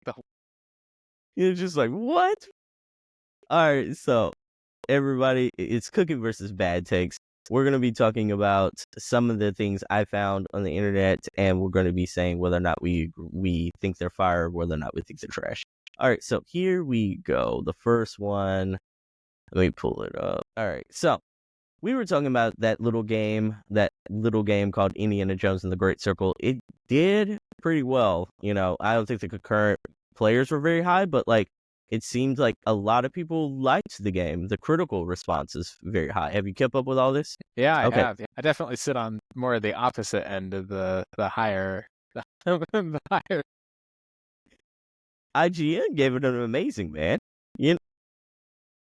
An amazing, a 9 out of 10. A 9 out of 10. Luke Riley wrote that Indiana Jones is a Great Circle nails nearly everything about the best parts of the storied franchise upon which it is based, from the title card and location fonts to Harrison Ford's finger waggle. But its success goes way beyond its faithfulness to the finer points of the film, with a host of gorgeous and lavishly detailed levels, satisfying combat hinged on jaw-breaking haymakers, and a focus on slow-paced exploration, platforming, and puzzle-solving, intercepted with a handful of high-voltage action scenes. The Great Circle is a irresistible and immersive global treasure hunt for indie fans who felt underserved by the likes of Dial of Destiny and the Kingdom of the Crystal Skull. He gave it a 9, man. He did write, he did say that, it does get a little bit repetitive, a little bit like this. He said if you butt your head up against its generally basic stealth systems, cracks will show, but when you play as intended, the Great Circle is immediately ranks amongst the best Indiana Jones games ever, and his story is closer to the Raiders of the Lost Ark and the Last Crusade.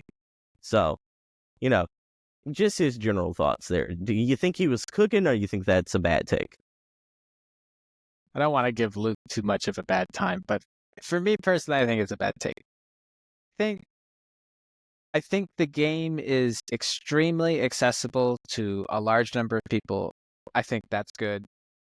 I do agree. I think the game nails the Indiana Jones vibe. I think it nails all of the little things. And I would also like to note the location fonts are phenomenal. Every time I see it, oh yeah, for sure, my heart does a little pitter patter, right? Because they nail the Indiana Jones aesthetic. But yeah, for me, it is really hard for me to overcome the stealth and the combat mechanics. Like,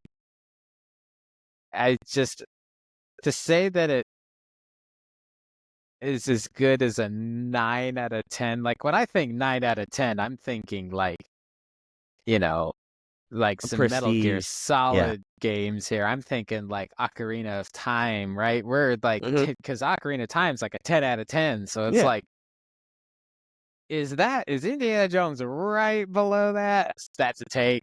Yeah. I'm the same way, I do think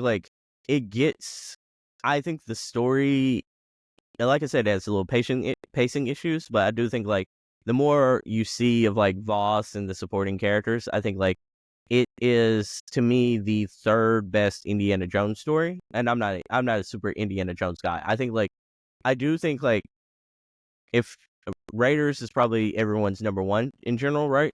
That's the general sentiment. I would say the Last Crusade. It's pretty evenly split between Last Crusade and Raiders. I would say it's pretty evenly split. I'd probably say this is solid number 3 behind those two, because it feels so Indiana Jones, even as the story goes on.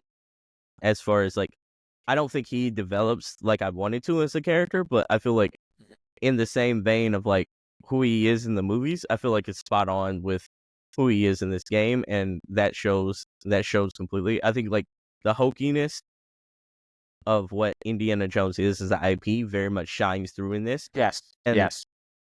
One of the things someone told me a while back, when I was talking about how I was feeling a little bit mid kind of vibes from this, 6 out of 10, 7 vibes out of this, is they said, sure, if you're looking at this as a video game, everything is going to be a little bit lower on that tier, but at the same time, it holds true to the camp.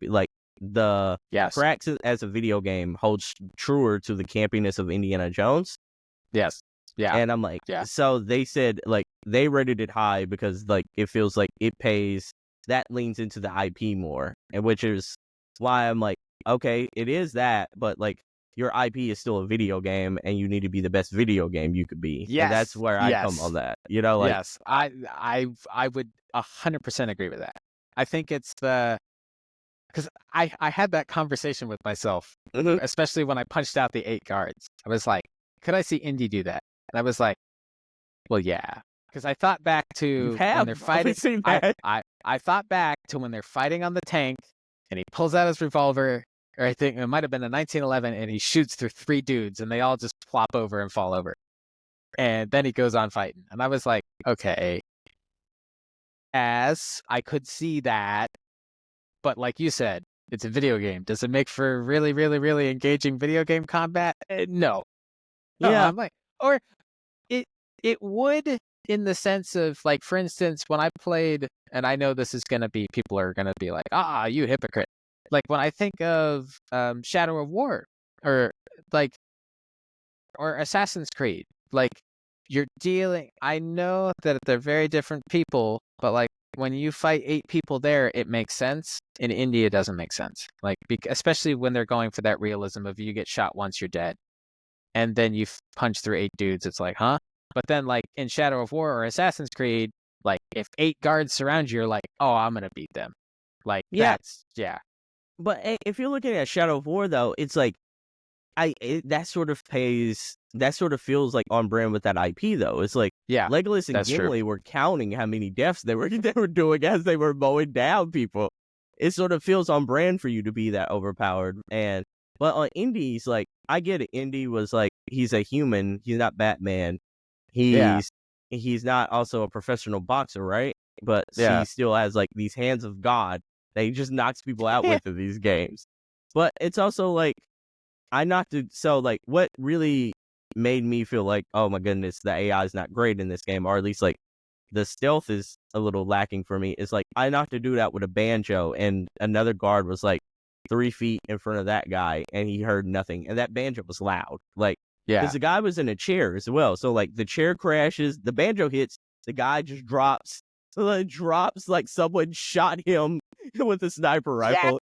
And then the chair breaks as well. And I'm like, the dude just goes on about his business. So I'm like, I get that that's supposed to be like a very Indiana Jones as far as like, oh, like campy stuff happens in Indiana Jones. But I'm like, it feels like, one, you're either doing a super service to the IP, or you're doing a disservice to what is this a great video game? And I feel like those two clash together, whereas like a lot of people seem to really dig this game because of that. And it boggles my mind. Yeah, it really boggles my mind too. And I'm somebody that loves the franchise, but but I think you're right. I look at it from more as the perspective of a gamer as opposed to more as the perspective of somebody that loves the movies. Because that same thing happened to me. It's like I hit some dude with something like a pan or something. It was really loud. The chair broke. The guy falls, and like there's a guard that's like, not far enough away to where I'm like, okay, I could see them not hearing that, but like close enough to where I'm like, you would definitely react to that. Like, how do you not react to that? And that's where it's those moments where, for me, like I said, it just kills my immersion. Like, it just makes me go, okay. I do think I do wonder how your thoughts and impressions are going to change. If we end this today, like this call today, and you decide to like mainline this a bit to where like I'm out of the Vatican, I'll come back if I get that itch to just like explore everything, I'll come back for that, because I'm like, I feel like you're gonna love, and I'm talking about love, the Indiana Jones like main theme of this. When you start to hear the main theme, dun, dun, dun, dun, dun, dun, dun, and you start to like see those giant bombastic like set piece moments, those are the moments that I feel like you're gonna be like, oh, this is a 6.5, but because it's like so stupidly indie, and like the highs start to get really high, you're gonna be like, this is getting closer to 8 for me. And I feel like you're gonna have those moments, especially when you get out of the Vatican and that story, and like some of the, because Indiana Jones has that sort of like quasi supernatural like storyline. And when all that starts to like take hold, because I think the Vatican's the most boring part of the game. So I'm like, once you get out of that zone, it's really gonna pick up for you. Okay. Yeah, so I want to go to the next one here. That was... Alright, so this one, speaking of hot takes, in a very similar vein to what we were talking about, this one's from The Gamer, and the the author wrote, the less you play of Indiana Jones, the better it gets. They were like, if you approach Indiana Jones like a Uncharted game, like watching an Indiana Jones movie, you're going to have a great time. It's fast-paced, it's cinematic, and with great set-piece moments, charming characters, and a fun, globe-trotting story. It's a true Indiana Jones experience if you play it like one. If you approach it, however, like a completionist, sounds familiar? However, it becomes too hard to ignore its many issues. The more side quests I did, the more I realized how uninteresting they were, and the more I felt like the game was wasting my time. I have a gamer's instinct to venture off the beaten path and to look for secrets and rewards, but after 30 hours with the game, I found very little worth exploring for. Dang, did that hit a spot on for you? I would say that's cooking. Because, That's cooking, right? I wouldn't go as far as to say that the side quests are uninteresting. I think for an indie fan, they're... I think exactly that. If you're not... Specifically, I'm thinking of one side quest where you help or you free this archaeologist's apprentice, and everybody's nerding. Yeah, at the Vatican, where everybody's nerding out over this discovery for a slab, and like that was like very interesting. It's very Indiana Jones. It's very like he's nerding out, which causes everybody to nerd out, and everybody's having a great nerdy time about this archaeological thing. And it's like, for me, that was great. It was like, this is fun. So I think those side quests do exist. And they're interesting. Like, for instance, I still haven't gotten into the Fight Club, but I have to say, I'm very curious. I was like, there's a Fight Club down here. That is wild. Why did they put a Fight Club in here? Nothing happens story-wise, though. Yeah, nothing happens story-wise, but it's like, but it's weird enough to where it got my interest. So I'm like, and that's sort of how I go from uninteresting. I'm like, even if it doesn't lead anywhere, it's still piqued my interest enough to be like, okay, well, what's that thing? So that's the only place I'll disagree with them, but I totally 100% agree. Like, I remember when we did a podcast last year, I was talking about, I'm going to put like 100 hours into this game. This thing is going to be like amazing. I think you're right. I think this is not a game you put 100 hours into. I agree with this, that it is not a game that you should be putting that much time into. You should not take it seriously and just play it through. If you find stuff that interests you, definitely veer off the path. But if you're not interested, that's it. I think that's it. I recommend doing like the 4 main side quests in each area, like the 4 main ones, and then just venturing off, like going on to the main quest. Yeah, and I think, and it also highlights something that I forgot to mention earlier that you said, where you were like, I started just taking pictures of things, and then at some point I just said, screw it. I've already hit that point. Like, I got to a point where I'm like, there were multiple times where the little camera icon came up, and I'm like, no. And it just kept moving. Absolutely not. I'm like, there are way too many of those moments for me to do this. I'm like, I just have zero interest in taking. I'm like, oh yay, my experience went up 12 points so that I can go unlock a new ability that makes Indy even more overpowered. I'm like, I'd rather go do something. I got to the point where I didn't even need the experience. Like, I didn't even need the upgrades. I was just like, yeah. I got to that point where I was like, I don't really feel like I need upgrading. So I'm like, I just completely forgot about that. Like, that little mini RPG element they threw in just to throw in. And I'm like, why? Why was this even here? That also happened to me too with the lady that's selling the brochures. Yeah. And I'm like stealing all this money to buy from the camera guy because I'm like, okay, the camera guy will sell me the stuff. That way I have the guides and blah, blah, blah. And then I saw the lady selling the things and I'm like, I am not doing that.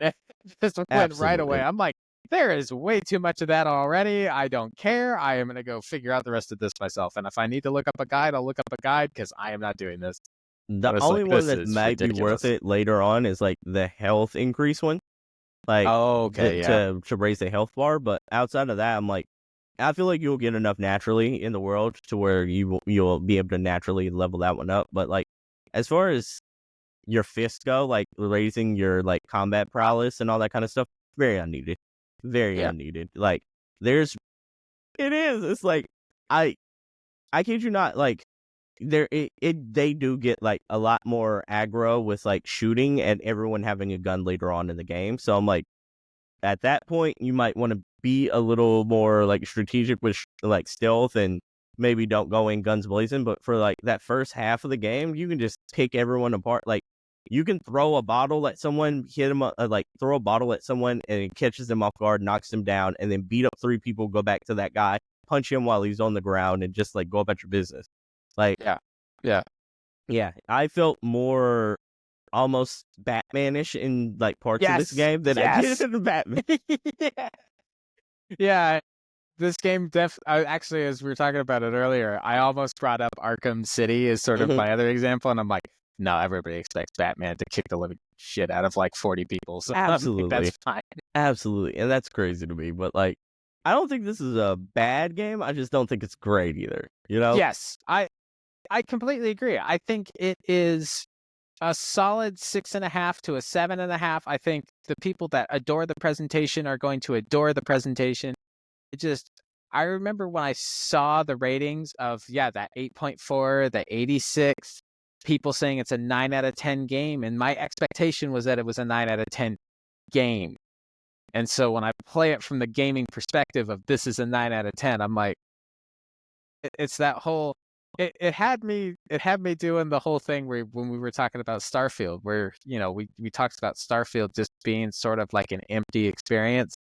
It felt that way with Indy a couple of times. Yeah, these are guys who loved it, and like they loved it. They thought it was like a phenomenal experience. So, like, again, I think the graphics are beautiful. I think the story is engaging to a point. I think it has pacing issues though, but I do think like the music, the sound, and the scores are amazing. But like, absolutely, everything else is like, I feel like outside of presentation, this game is good, but serviceable, but not great.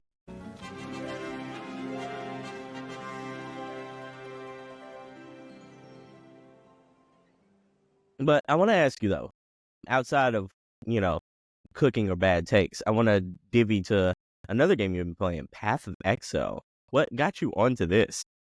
Okay, so for context, my dad, who is he's a gamer, and my older brother, who I've developed games with, who has become less of a gamer. He's more into like the programming side of it. They have a combined hour total in Path of Exile 1 of about 13,000 hours. Jesus. So they are like hardcore Path of Exile people, which we can get into the Elon Musk thing later. But that was crazy. They are hardcore Path of Exile people. So I remember when they were first starting, well, not first starting, they were probably about halfway through their hours. And they were like, you should play Path of Exile. And I was like, yeah, I'll play Path of Exile. Okay. And they're like, what kind of build do you want to do? And I was like, I want to be Thor, because that sounds like fun. I just said it jokingly. And they're like, okay. And I was like, what do you mean, okay? And they What do you mean, okay? They actually kind of ruined Path of Exile for me, because they were approaching it from the super, super, super, super hardcore perspective. And they're like, okay, you have to go to these areas, you have to do these quest line, ignore these other quests, don't do this. You need to do these things, you need to level up to the tree this way. And then, by the way, you need to trade for Mjolnir when you reach level 80. And I was like, wait, Mjolnir's in the game? They're like, yeah, Mjolnir's in the game. You need to level 80, but you need all these other items in order to trade for it. And I was like, what? And then I got Mjolnir, and then they're like, oh, you can't use Mjolnir yet. You got to come back in 10 levels, and you got to go do all these other things. And I was like, okay. I put like 2.5 hours into the game and was like an 85, because they were like, this is how you're going to do it. We'll level characters with you, blah, blah, blah. I was like, the mechanics were way over my head. The gameplay was way over my head. I wasn't really able to enjoy it. It was just more of a grind to get to the thing, to do the build. And I didn't enjoy it. And then Path of Exile 2 comes out, and I was like, okay, I want to do this from a fresh perspective without their involvement, ideally. And I would like to be able to play it. And I've played a little bit with my dad. It's something that I definitely need to play more without him, because it very much is a I'm going into this from the perspective of I don't want to play this from a hardcore perspective, and I don't necessarily want to dominate Path of Exile because I don't want to delve into it to the degree that they are. So my build is not going to be good, and I'm okay with that because I'm still figuring out how much I enjoy the game and how much I want to invest into it. And it's a lot of fun. It is a lot of fun, and it's a lot of fun sort of exploring. If you come into it from the perspective of I don't really have a build or I don't have an end goal build, it's really fun to explore the skill tree and to figure out aspects of the gameplay that you really enjoy and then creating the build. So, for instance, I started a warrior because ever since I started playing Titan, I've just doubled down on warrior stuff because I think it's fun and I think it's silly and it's fun to pretend that I'm a barbarian that knows nothing about anything and eats crayons all day. So for people listening though, like like we're talking about Path of Exile 2. What is this game? Like, can you tell them what type of game this is? Like, essentially, the term that they use, it's an isometric dungeon crawler. It is essentially Diablo, which it's a very Diablo-esque game, but it's somehow MMO, and that's what it is. It's just a giant dungeon crawler where you have a very large breadth of a skill tree that you can build off of. Like, you can essentially build whatever the hell that you want to build.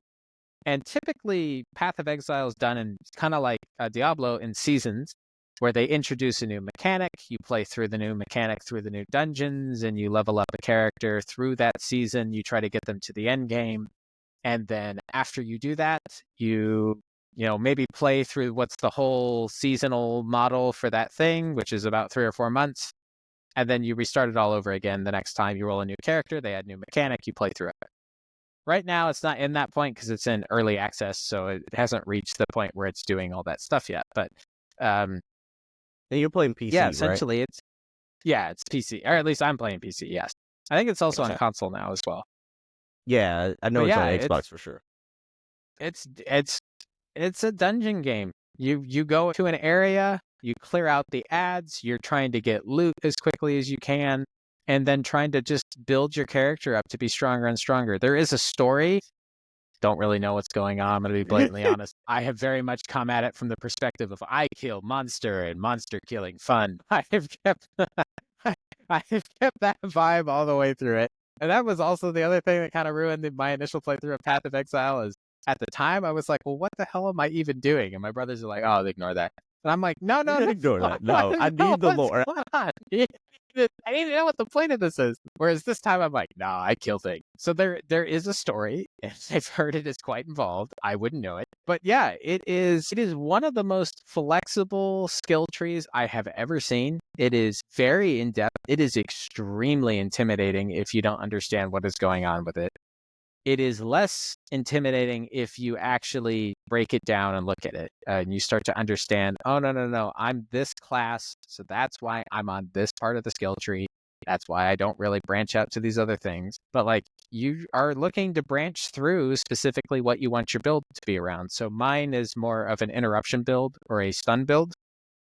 So I'm using a really big hammer. I'm trying to hit things with my really big hammer to cause them to be able to get into a position of stun and then hitting them with a stun and then unleashing a bunch of DPS through that. And that's been a lot of fun. Like, that's been sort of a very weird and different playstyle for me that is offering something that I'm not necessarily used to. So this is definitely more of a feeling out game for me where I'm like trying to figure stuff out.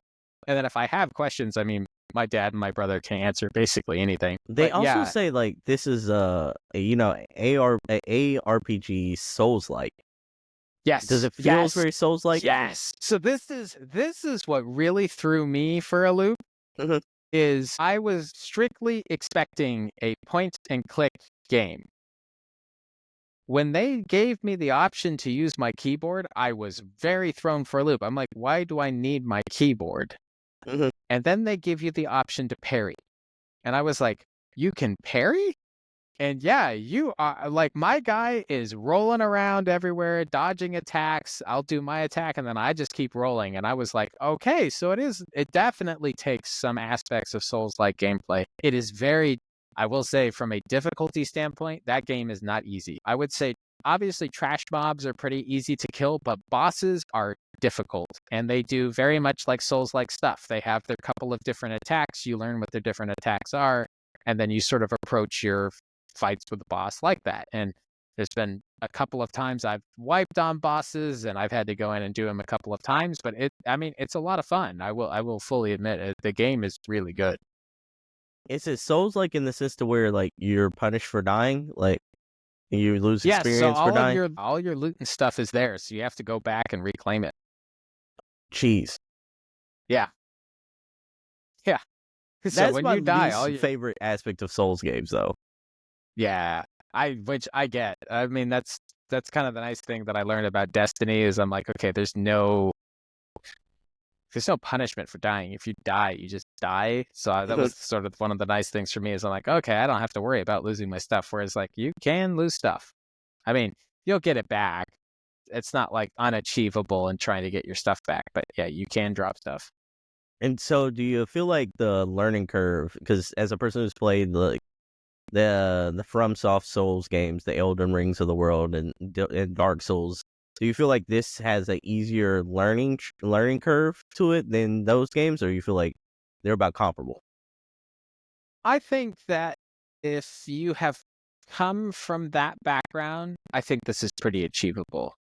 Okay. If you see, because look at that skill tree, that thing is enormous. That thing is massive. Yeah, it is very intimidating in the beginning, and then once you start to actually break it down, it's not that bad. But yeah, it's like Diablo, but with extra steps. That's probably the best way to put it. Okay. You feel I like it's think- more thorough than Diablo as well. Yeah. I think Path of Exile skill tree, I think pushes the game to, and that's why you see the hardcore sweats reacting as they have to Elon, because they're like, no, you have to earn your way here in order to claim that stuff. So yeah, the game is phenomenal. It's a lot of fun. It definitely is just very different from something that I've played or am used to. So it's a strange experience, but it's a fun one. So with it being like so massively different than Destiny, a game like a universe that you lived in for over a decade, at this point feels like, like what do you feel like this is going to be the new itch? Do you feel like this has a chance to be the new Destiny in your life? I think it can definitely fulfill some aspects of it. It's hard to gauge, right? Because it's kind of like with Destiny, it's hard for me to gauge what the ultimate end goal is at this point. Like, and I was talking to somebody about this very recently because there's an argument amongst my friends. They're like, Hondo, which is obvious, that's my Discord name. They're like, oh, Hondo's not a PvE player. He's just a PvP player, which has been pretty true this season, particularly in Destiny. But like, if we rewind the clock 6 or 7 months back to what was Into the Light, I was playing way more PvE than I was PvP. Now we've reached a point where it's just like PvE has just become such repetitive nonsense that I'm just like, I want nothing to do with this anymore. If Destiny were to fix that, I would be back in a heartbeat. But if it's going to continue to be, well, okay, PvE is a vessel for me to play PvP, then yeah, I could see something like Path of Exile fulfilling that. It's hard to gauge whether Path of Exile will fulfill that just because it's something so different, but it's also a massive hit though, and it also has people on it like crazy right now. Yes. So that's the other thing is I'm just at the very tip of the iceberg. Like this game it's a lot. Like this, it's hard to, it's ironically, it's like Destiny in that regard. You don't play this game casually. Like it's a game where it's like, okay, if you're going to play this, you kind of have to double down and kind of have to go all in, especially to figure it out. Yeah, this is a lifestyle. Exactly. it's kind of like Elden Ring. I don't think Mhm. people play Elden Ring or From Software games casually. It's very hard to do that. Like you either kind of commit or you don't. So that's where I think sort of the difficulty is for me. It's like, Iron Banner right now is going on in Destiny, which is my favorite game mode of maybe any game ever. And I have played about 150 matches of Iron Banner this week. I had a 7-hour stream where I played Iron Banner yesterday. It's like for like to step away and play Path of Exile for like maybe an hour or two is like, it's hard to really gauge how much, if anything, I would get out of that as opposed to actually putting in the time that it properly needs to play. So that's where it's hard to say at this point whether it's going to be something that can fulfill that PvE hole. So which one you feel like has a better chance of filling that void in your life should Destiny like slip even further? Would it be Helldivers 2 or Path of Exile 2? I think it's Helldivers. I think because Oh. Helldivers is so pick up and that's sort of the beauty of Helldivers, right? Mhm.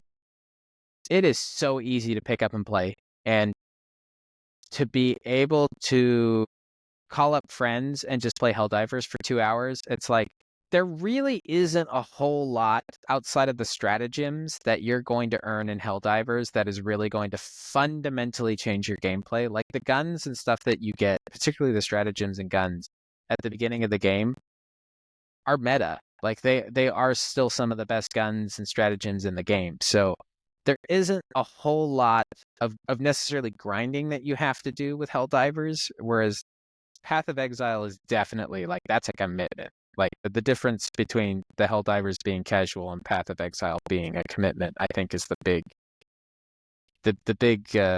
difference there. You also have the big, was it Omens of Tyranny expansion? Like that Oh, they is that added to for? Helldivers? Yes, yeah. There's They add all kinds of new expansions, and then it just like the formula is always kind of the same. I Mhm. don't know how much Helldivers you've played, but like it's Absolutely none. okay. Absolutely So none. like the way Helldivers really functions is like you get a big map and Mhm. you get an objective, right? So you'll get an order to you need to go to this place and you need to help Super Earth fight on this planet to gain control of these things. And they're essentially they just become like mission selectors. So like some missions are like Gotcha. 5 to 10 minutes, some missions are like 30 to 40 minutes depending on what you're doing with it. So like it really is ultimate, and that's sort of I think the beauty of Helldivers is like if you really want to dive into a super difficult mission that's really long, you can do that. But if you just want a really quick, hey, I got 15 minutes to game, I just need to get onto a mission just to play a little bit of Helldivers to fulfill that, you can do that too. So there's a really good balance. And this expansion is really fun because it's basically all these zombie dudes and then these dudes who are kind of almost like elite that kind of control them, and that's They kind of look like fun. elites. Yeah, they kind of like some of them have jetpacks and they chase you down, and it's like you there's just a lot of like really cool stuff in there. Like it can be the most casual experience on planet Earth, and that's why like a lot of my friends and I, it's like, yeah, let's get drunk, play Helldivers on a Friday night because it's like something quick and fun, and you don't have to think about it a whole lot, and it's just like you just enjoy blowing stuff up. So from what I've been told, and keep in mind, I've not played one iota of this. These are the bad guys from the first game. So that's what I've heard. Okay. Okay. But yeah, I didn't play the first one, so I wouldn't know. I can't claim to be an OG Helldiver. I can't claim to be an OG diver. So, yeah. Do you feel like this is what you're going to be playing for the foreseeable future? This, like, I guess you could say, like, going back and forth between these 4 titles? Yeah, honestly, yeah. And ironically, as I was watching the playoffs today, I was like, man, I kind of want to play NCAA. Man, it is fun. It is fun. I get the hankering as well, where I want to play whatever I've been watching. Yes. So my especially having grown up on Madden and FIFA and NCAA, I'm like, oh, there's always that slight voice in the background that goes, oh, go play that. And I'm like, no. So NCAA might make its way into the fold. I mean, my brother and my dad hit me up to play Star Wars Battlefront 2 last week, and that was a lot of fun to return to that and play the co-op mode because I played the living crap out of the co-op mode for that.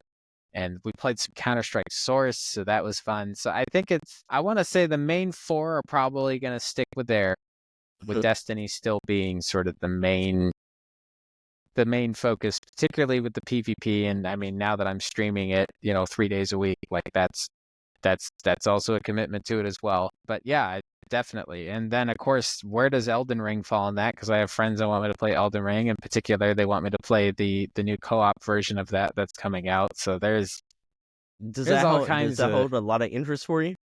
The Elden Ring part of it, kind of, sort of, not really. Kind of, sort of, not really. It falls into a very niche thing for me where I'm like, occasionally I'll feel the want and desire to do that. But like, I think as you've pointed out before, if it's got wacky sci-fi shit, that seems to be my niche. So it's like to step outside of that, I'm like, we're Space Laser. So you're definitely more like, sci-fi shit than fantasy, for sure. Yeah, which it feels bad to say because I do like fantasy and I do like high fantasy, and I have always really wanted to get into like Dungeons and Dragons with like a really dedicated group of Dungeons and Dragons. But like, yeah, I think at the end of the day, I'm like, ooh, sci-fi shit. Yeah, man, it scratches that itch.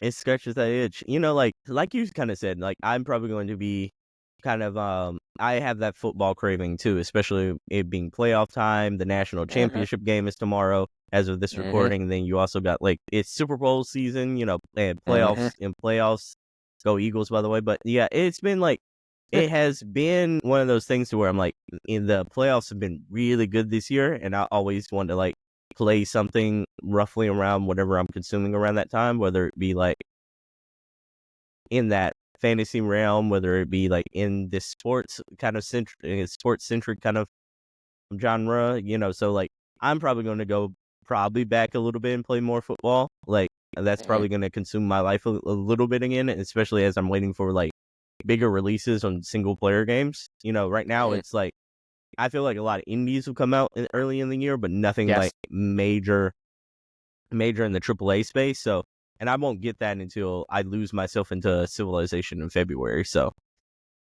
Civilization is my that's destiny right around too. the corner. Yeah, I get it. That's my destiny too. So I'm like, I'm gonna be on that thing like white on rice. I am absolutely like going to devour that. It's been years in the making for me. So but until then, I'll probably be playing a mixture of college football because it is fun, it is zippy, it is fast. It does have a little bit more energy there than Madden and such. So I'll probably play a little bit of that. Why you love it's so funny? Madden. It's really like, I think back to when I used to play Madden. Like Madden was like, I would wake up, I would play Madden, I would go to bed. Like, yeah, it was the be all end all. It was like I remember I did a dual team. I was the Cowboys and the Jaguars. Wow. I did 17 seasons in Madden 09 of these two teams, and I made it a point to like, they would have to trade off. Like I would create my own storylines in the season where, oh no, the Cowboys have to win it this year, and then like the next year I'm like, it's got to be Jags dominance for like the next 4 years, and then like it was like that was like life. And now it's like I play Madden and I'm like, this is maybe the worst commercial game on the market right now. Like it just, the gameplay is horrendous, the franchise mode is horrendous, the presentation is horrendous. Like there is nothing redeeming about these games anymore. Franchise mode might as well not even be there anymore. They don't put any effort into it, and that's my favorite mode. Yeah, I'm 100% with you. It is depressing how bad it is. And that's where I'm like, because I heard so much good stuff about NCAA, I'm like, and with Road to Glory, or not Road to Glory, what's the franchise Road to Glory, mode? and then their version of fantasy, like franchise mode, is Dynasty. Yes, Dynasty mode. Thank you. Yeah. Yeah, with Dynasty mode, I'm like, okay, and I've heard Dynasty mode is relatively in depth, which I'm like, okay, It is. It has its warts as well. It feels very unbaked in a lot of places. Okay. I feel like it has a good foundation, but like I feel like it won't see its apex until like maybe a couple of years. But I feel like for a starting point, it's really good. You pick what type of coach you want to be. You can be an offensive coordinator, defensive coordinator, or a head coach. You pick the school that you want to be either one of those three options for. And then you kind of can you can customize your conference, wherever conference you want to be, wherever conference you want. You can change that up a lot. You can also start recruiting players, and then they have each recruit has their own priorities. Some of them want to be close to their house. Some of them want, a chance to compete for a championship. Some of them want playing time. So it's important for you not to have like a high profile player in the same position as him. So there's a lot of minor minutia there. So I'm like, I love that aspect. But then like you also have a RPG thing where like they have like skills that you can do, a skill tree for your coach. And that's a little hit or miss. Some of those feel like they're well thought out, and some of them feel half baked. Like you can put points into being a recruiter, or you can put points into being a strategist. You can be motivator, a program builder. So a whole bunch of different facets. And some of them feel very much like overpowered, and the other ones feel like I wouldn't put a point in that to save my life. There's no point in doing that. But if you are like me, like one of these like sickos who love playing and building like a legacy with a certain team, it feels very rewarding to do that. Like I go in, since my school is too damn small to make the cut for this game, like my alma mater. I go in and I pick the poorest 1-star school I can possibly find, and then I'll try to make that into a powerhouse. And it might take me a couple of seasons. It might take me like 5 seasons, but that's like sort of the fun part of it for me.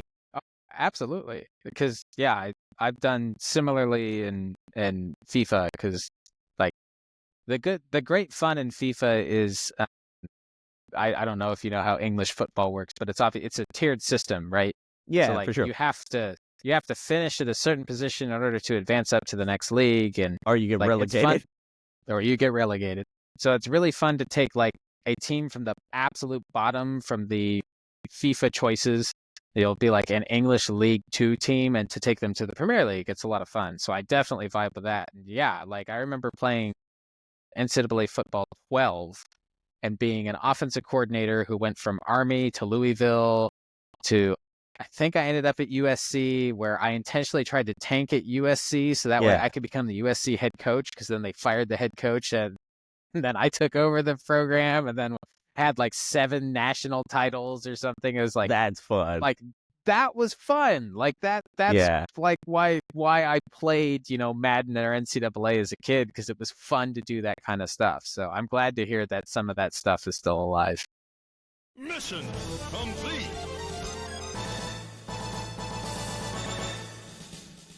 Yeah, some of it's still back. So, Alec, I want to ask you before we go. I was gonna do like a whole transition thing, but it's not ready yet. So, bear with me. By the time it'll be here next stop. Okay.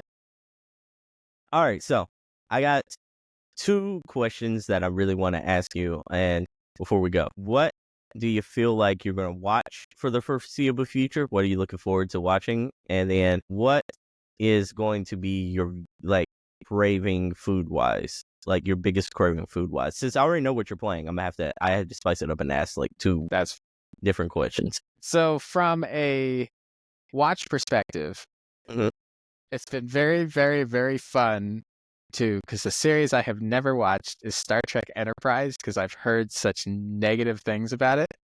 And my girlfriend started watching it, and it has been, I'm still watching Next Gen, so I need to finish Next Gen, but I am going to binge watch the hell out of Enterprise, because it is such a strange experience of like, they don't have the technology that they do in other Star Trek series, so they're having to battle with that. But then like the writing and the morals of the show are very gray area. Like, I'm watching the episode and I'm like, that's not very Star Trek. What the hell? It's very fun to watch. So that, and I think the best part, the absolute best part, is because it is very late 90s, early 2000s TV, it has like a CW-esque theme song. Yeah, And I love that. it is not your classic like orchestrated Trek song. It is just Faith of the Heart. And every time it comes on, I can't help but want to belt it. I'm like, I'm having a lot of fun with that right now. So Okay, yeah. so what are you going to be snacking on or eating on? What's the craving feel like right now? So I will say today's specific craving is I got brunch this morning at a place, the local chain called Lazy Dog. And I didn't get what I wanted because I wanted to make healthy choices. So I got just a veggie omelet today. It was very good. Okay, But hold they on, have hold a- on. Like, so Lazy Dog, you said a local chain? Yes. Like, for real, like, I wonder, because we have a Lazy Dog. Okay, so maybe so they advertise it as a local chain, so maybe it's not all that local. Okay. I wonder, though, because I wondered if this was like a branch or if this is like a separate chain that just happens to have the same. Yeah. But Lazy Dog has brunch on Sundays, and they have a breakfast burger that is just like next level. Like they put hash browns on the burger, and it's like a cheesy hash. And they put it with like this Thousand Island sauce that is just like with the egg and it is just like, yeah. Are you a vegan in general? Oh no. Okay. I was like, you strike me as a meatitarian, like me. Yes. Well, so I at one point was vegan, but that was for dating purposes at the time. Okay, gotcha. Okay. Yeah, that's So, that's this Lazy is Dog it? that we have. So that's not a local chain. Okay, yeah. I was like, is this it for real? Yeah. Okay, so I'm like, do you know like you can actually take dogs here? They have a dog Yes. menu? Yes. Okay. Yeah, Okay. they today when I was there, because we ate out on the patio, they had there were tons of dogs there. But yeah, their menu, they have a breakfast burger for the weekend brunch that is just like, it is so good. But in terms of snacks though, the number one thing that I've been eating an absolute boatload of are those spicy Cheez-Its. I know Like- they had spicy Cheez-Its. They have spicy Cheez-Its that are like like they're not particularly spicy, Mhm. but the flavor is really good. Okay. So I can, to the point where if I buy a box, they're kind of gone in 2 days now, and I'm like, Oh, that's I good, really though. need to slow down on them. You know, some people don't have the self-control. They're like one sitting, that thing is a wrap. Oh yeah, I could do it. That's the problem. Is I'm like, I pour myself my bowl, especially too if I'm working from home. I'll pour myself the bowl, and I'll just be sitting there eating as I'm doing stuff, and I'm like, okay, hold up. I'm like, if you keep doing this, you're gonna eat through that whole box. And I'm like, nope, can't do it. Are you a sweet tooth guy? I like sweets. I would say I'm generally savory over sweets, but I mean, Okay. I love sweets. Like my new obsession is we went to Costco last night, and I don't know if you're aware, but they changed the muffins. They What? don't have, yes. So our Costco, Like the doesn't muffins that be have- in the breaded area? yeah. Like the ones you can get like blueberry and that sort of Yep. muffins? Yep. Wow. They don't have, so you can't have the pick 2 anymore. It's only one. The muffins are smaller and they're different. Like, I don't know what brand of muffins they are, but That didn't sound great. I know, but I tried a cinnamon butter pecan muffin, and let me tell you, ew. So the interesting thing is, like, I asked you the craving thing. I've been craving the cinnamon roll all day.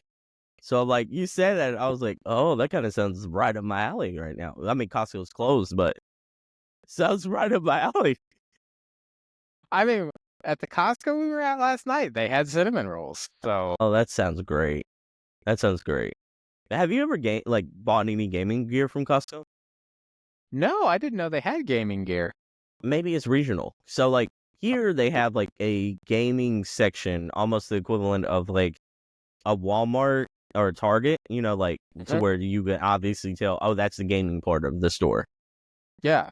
Like, So I know that they have the TV section. Like I've walked past the TVs, and then I know that they have like laptops and stuff, but I haven't actually looked to see if they've had like gaming stuff. Ours will have like games to where like not like in the old school like display to where you can actually go hands on with anything, but like you can still go buy like the 3 consoles, and then you can also buy like some exclusives for those consoles. Like I remember college football about a week ago was like $20 at my Costco because and oh man, what really surprised me was like Zelda, Tears of the Kingdom, Echoes of Wisdom, and Mario Wonder. And Tears of the Kingdom, of course, older game now, but like Echoes of Wisdom and Wonder came out like last year-ish. And Echoes of Wisdom last year. Wonder came out the tail end of the year before now, 2023. But like both of those were like $20 at Costco. And I was like, for a Switch game? Because like Switch games never go on sale. Never, Nintendo doesn't put anything on No, sale. they do not play that. They do not play that.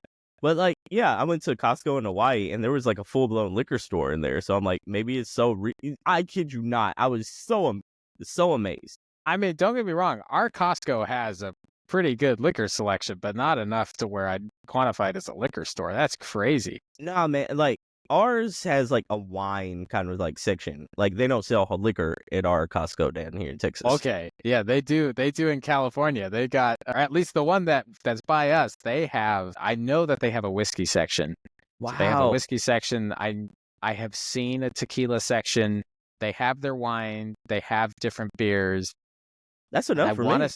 Yeah, and I want to say that they have enough variety to where they have, you can generally find something there. It's kind of crazy. That is crazy. So I'm like, maybe it's region dependent or something. I have no idea. Probably. I have no idea. But Alec, thank you so much for doing this, man. It's always great talking to you. Of course, anytime. This is one of my favorite things to do. So, Alec, man, before we go, do you have any video game recommendations you want to shout out to people? Oh. Recommendations. You know what? I'm going to recommend It Takes Two. I think if you just want a fun time, particularly if you want a fun time with somebody that maybe isn't necessarily the most into gaming, I think it's a really good way to get them into gaming. I think it's so accessible. I think the story is really good. I think the voice acting is really good. I think it's really easy to just sort of pick up and play, and I think it's a lot of fun. All right. So we got It Takes Two. It Takes Two. Mine is going to be, what am I going to recommend this time around? Because I do not know. I think I'm going to go with, let me see. Let me look at my recent plays. And then I want to do that. Because I have like a capture. Like, a capture, like here, Indiana Jones, Yakuza, Like a Dragon, Infinite Wealth. I'm going to go with Nine Souls. Have you ever heard of Nine Souls? Well, I haven't heard of that one. No. Okay, Nine Souls, Metrovania, very, I would say very sleek art style. I'm gonna pull it up real quick, and then, because we already did like footage of It Takes Two, so I'll pull it up. Nine Souls. It is it's an indie game that is on Game Pass currently right now. It's also very cheap on Steam usually. You can find it under $20. Nine Souls, for the people who like Metrovanias, would probably really like this one. This one's like, it reminds me a lot of a Hollow Knight in a lot of ways. Like the gameplay kind of feels very Hollow Knight-ish. So it is almost like a mixture between like folklore and a super high-tech cyberpunkian world. So it's like this very mythology-based like atmosphere where it's infused with like this technology from a race that's obviously superior that's also doing very shady things. So you are a guardian who's trying to figure out basically what everything is going on, and you're trying to keep the people closest to you safe. And you're kind of using like these highly advanced skills that you gather throughout your Metrovania run, and you face on like, the cool part about this is you face on like these Souls like bosses in a very Metrovania style. So I'm like, this is one of the early bosses that you fight, but they have like health bars, and the difficulty is pretty high. You can lower it down, of course, but like the key thing here is like, you want to parry, and then one of the moves I just used right now was I attached like a sticky, almost like a plasma grenade, but it's like a sticky talisman to him. Looking at this gameplay, I'm intrigued. Yeah, so Like, it looks cool. yeah, it's very cool. It's almost like it has a couple of Metroid kind of feel to it. It feels very Super Smash Brothers in the way you can platform everything. So it feels Mhm. like Smash meets Hollow Knight meets a little Metroid Dread there. So I'm like, if you like Metroidvanias and you like sort of like that really challenging hardness of a Souls game, I think this would be right up your alley. Now, if you don't want that kind of challenge, you can turn it down to like the lesser difficulty. I think it's like almost like exploration mode. And while things can still be slightly challenging, you'll probably breeze through this game in like maybe 8 hours or so. Wow. But I love the art style as well. I think like it has almost Yeah, like that's this. what I'm kind of getting behind. Is the art style looks phenomenal. The combat looks like a lot of fun too. Yeah, the art style is very cool. It has some anime influences there, but yeah, I loved what I played of it. I don't think it's like this came out late last year, or else it would have been like one of my heavy contenders of like indie of the year. But while I was still trying to find something to play, this was one of those games that I tried recently, and I don't think this is something I'm going to complete. More because like I don't think I'm in a Metroidvania mood right now. But like outside of that, though, this is really really fun, and I think like a lot of people should give this one a try, especially if you're on PC or Xbox. PC, you can find this for less than $10 usually on a sale, and on Xbox, this is on Game Pass. So definitely check out Nine Souls if you haven't already, everyone. But I everyone, just thank you added so it to much. my wish list. Yeah, everyone, thank you so much for listening to this episode. That's been Alec. This is Sectional One Top. I've been Sebastian Mauldin. This has been the single player experience. The best place where you can listen to some nerds rant about the games they've been playing lately. If you like what you hear. If you like what you heard, don't forget to hit the like button, subscribe, and all that whatnot.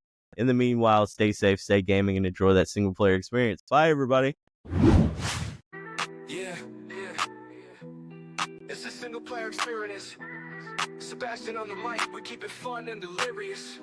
Talking about the games we love, the ones that make you smile. From the classics to the new drops, we running them out. Indie gems on the rise, big titles in the mix. Ranking all the legends, see who really getting picked. Gaming news, reviews, and debates we discuss. From PlayStation to Xbox, it's the culture we trust. On the Steam Deck, I'm moving, playing on the go. PlayStation be the wave, Xbox steady with the flow. But the Switch, we respected those exclusive shine bright. Still don't play it much, but Zelda and Mario are tight. Sebastian got the right single player in his soul. He's got you playing games that'll make you lose control. From The Last of Us to Cyberpunk, we vibe. Getting lost in these worlds, man, we're feeling so alive. So listen up, we break it down every week. Game and debates, no holds barred, we speak. Single player experience, it's more than just play. It's where we talk about games and vibe in every way, let's get it. Single player experience, Sebastian got the helms. Talking all the sagas from the kingdoms to realms. Day one and with the console spawn point for your news. Tune in to this podcast for rankings and reviews. Hey, it's a single player experience, we on that grind. Sebastian on the mic, got that game on his mind. Racing on that GTA Forza, we never fall behind. On that Red Dead Redemption, we outlaws by design. We got that EA mindset, y'all, it's in the game. On that GTA hard, swinging lane to lane. All W's all day on Hall of Fame. NBA 2K, just one more turn. Civilization got me playing all day. With guys like Luffy, I'm a warrior in the sea. The Last of Us, Ellie and Joel, pulling my heartstrings. Got that persona mentality, all is not what it seems. Playing Kojima games, wondering what does this even mean.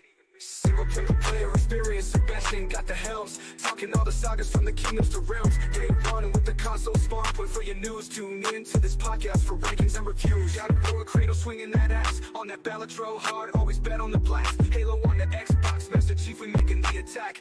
With that retro gaming vibe, always running it back. Batman in the shadows, we fight for the night. From Night City, Cyberpunk to college football highlights. We got the Steam Deck rolling, always ready to play. From Hades to Yakuza, we out here all day. I'm on the PlayStation 5, got the power in my hands. Xbox Series X, that's where the future stands. Nintendo Switch, what's wrong with you fans? Steam Deck rolling everywhere in demand. Single player experience, Sebastian got the helms. Talking all the sagas from the kingdoms to realms. Day one and with the console spawn point for your news. Tune in to this podcast for rankings and reviews. Let's get it.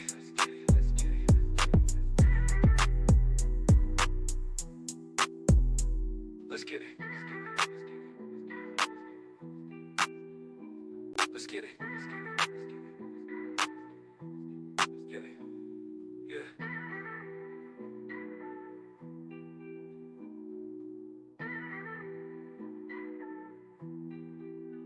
Let's get it.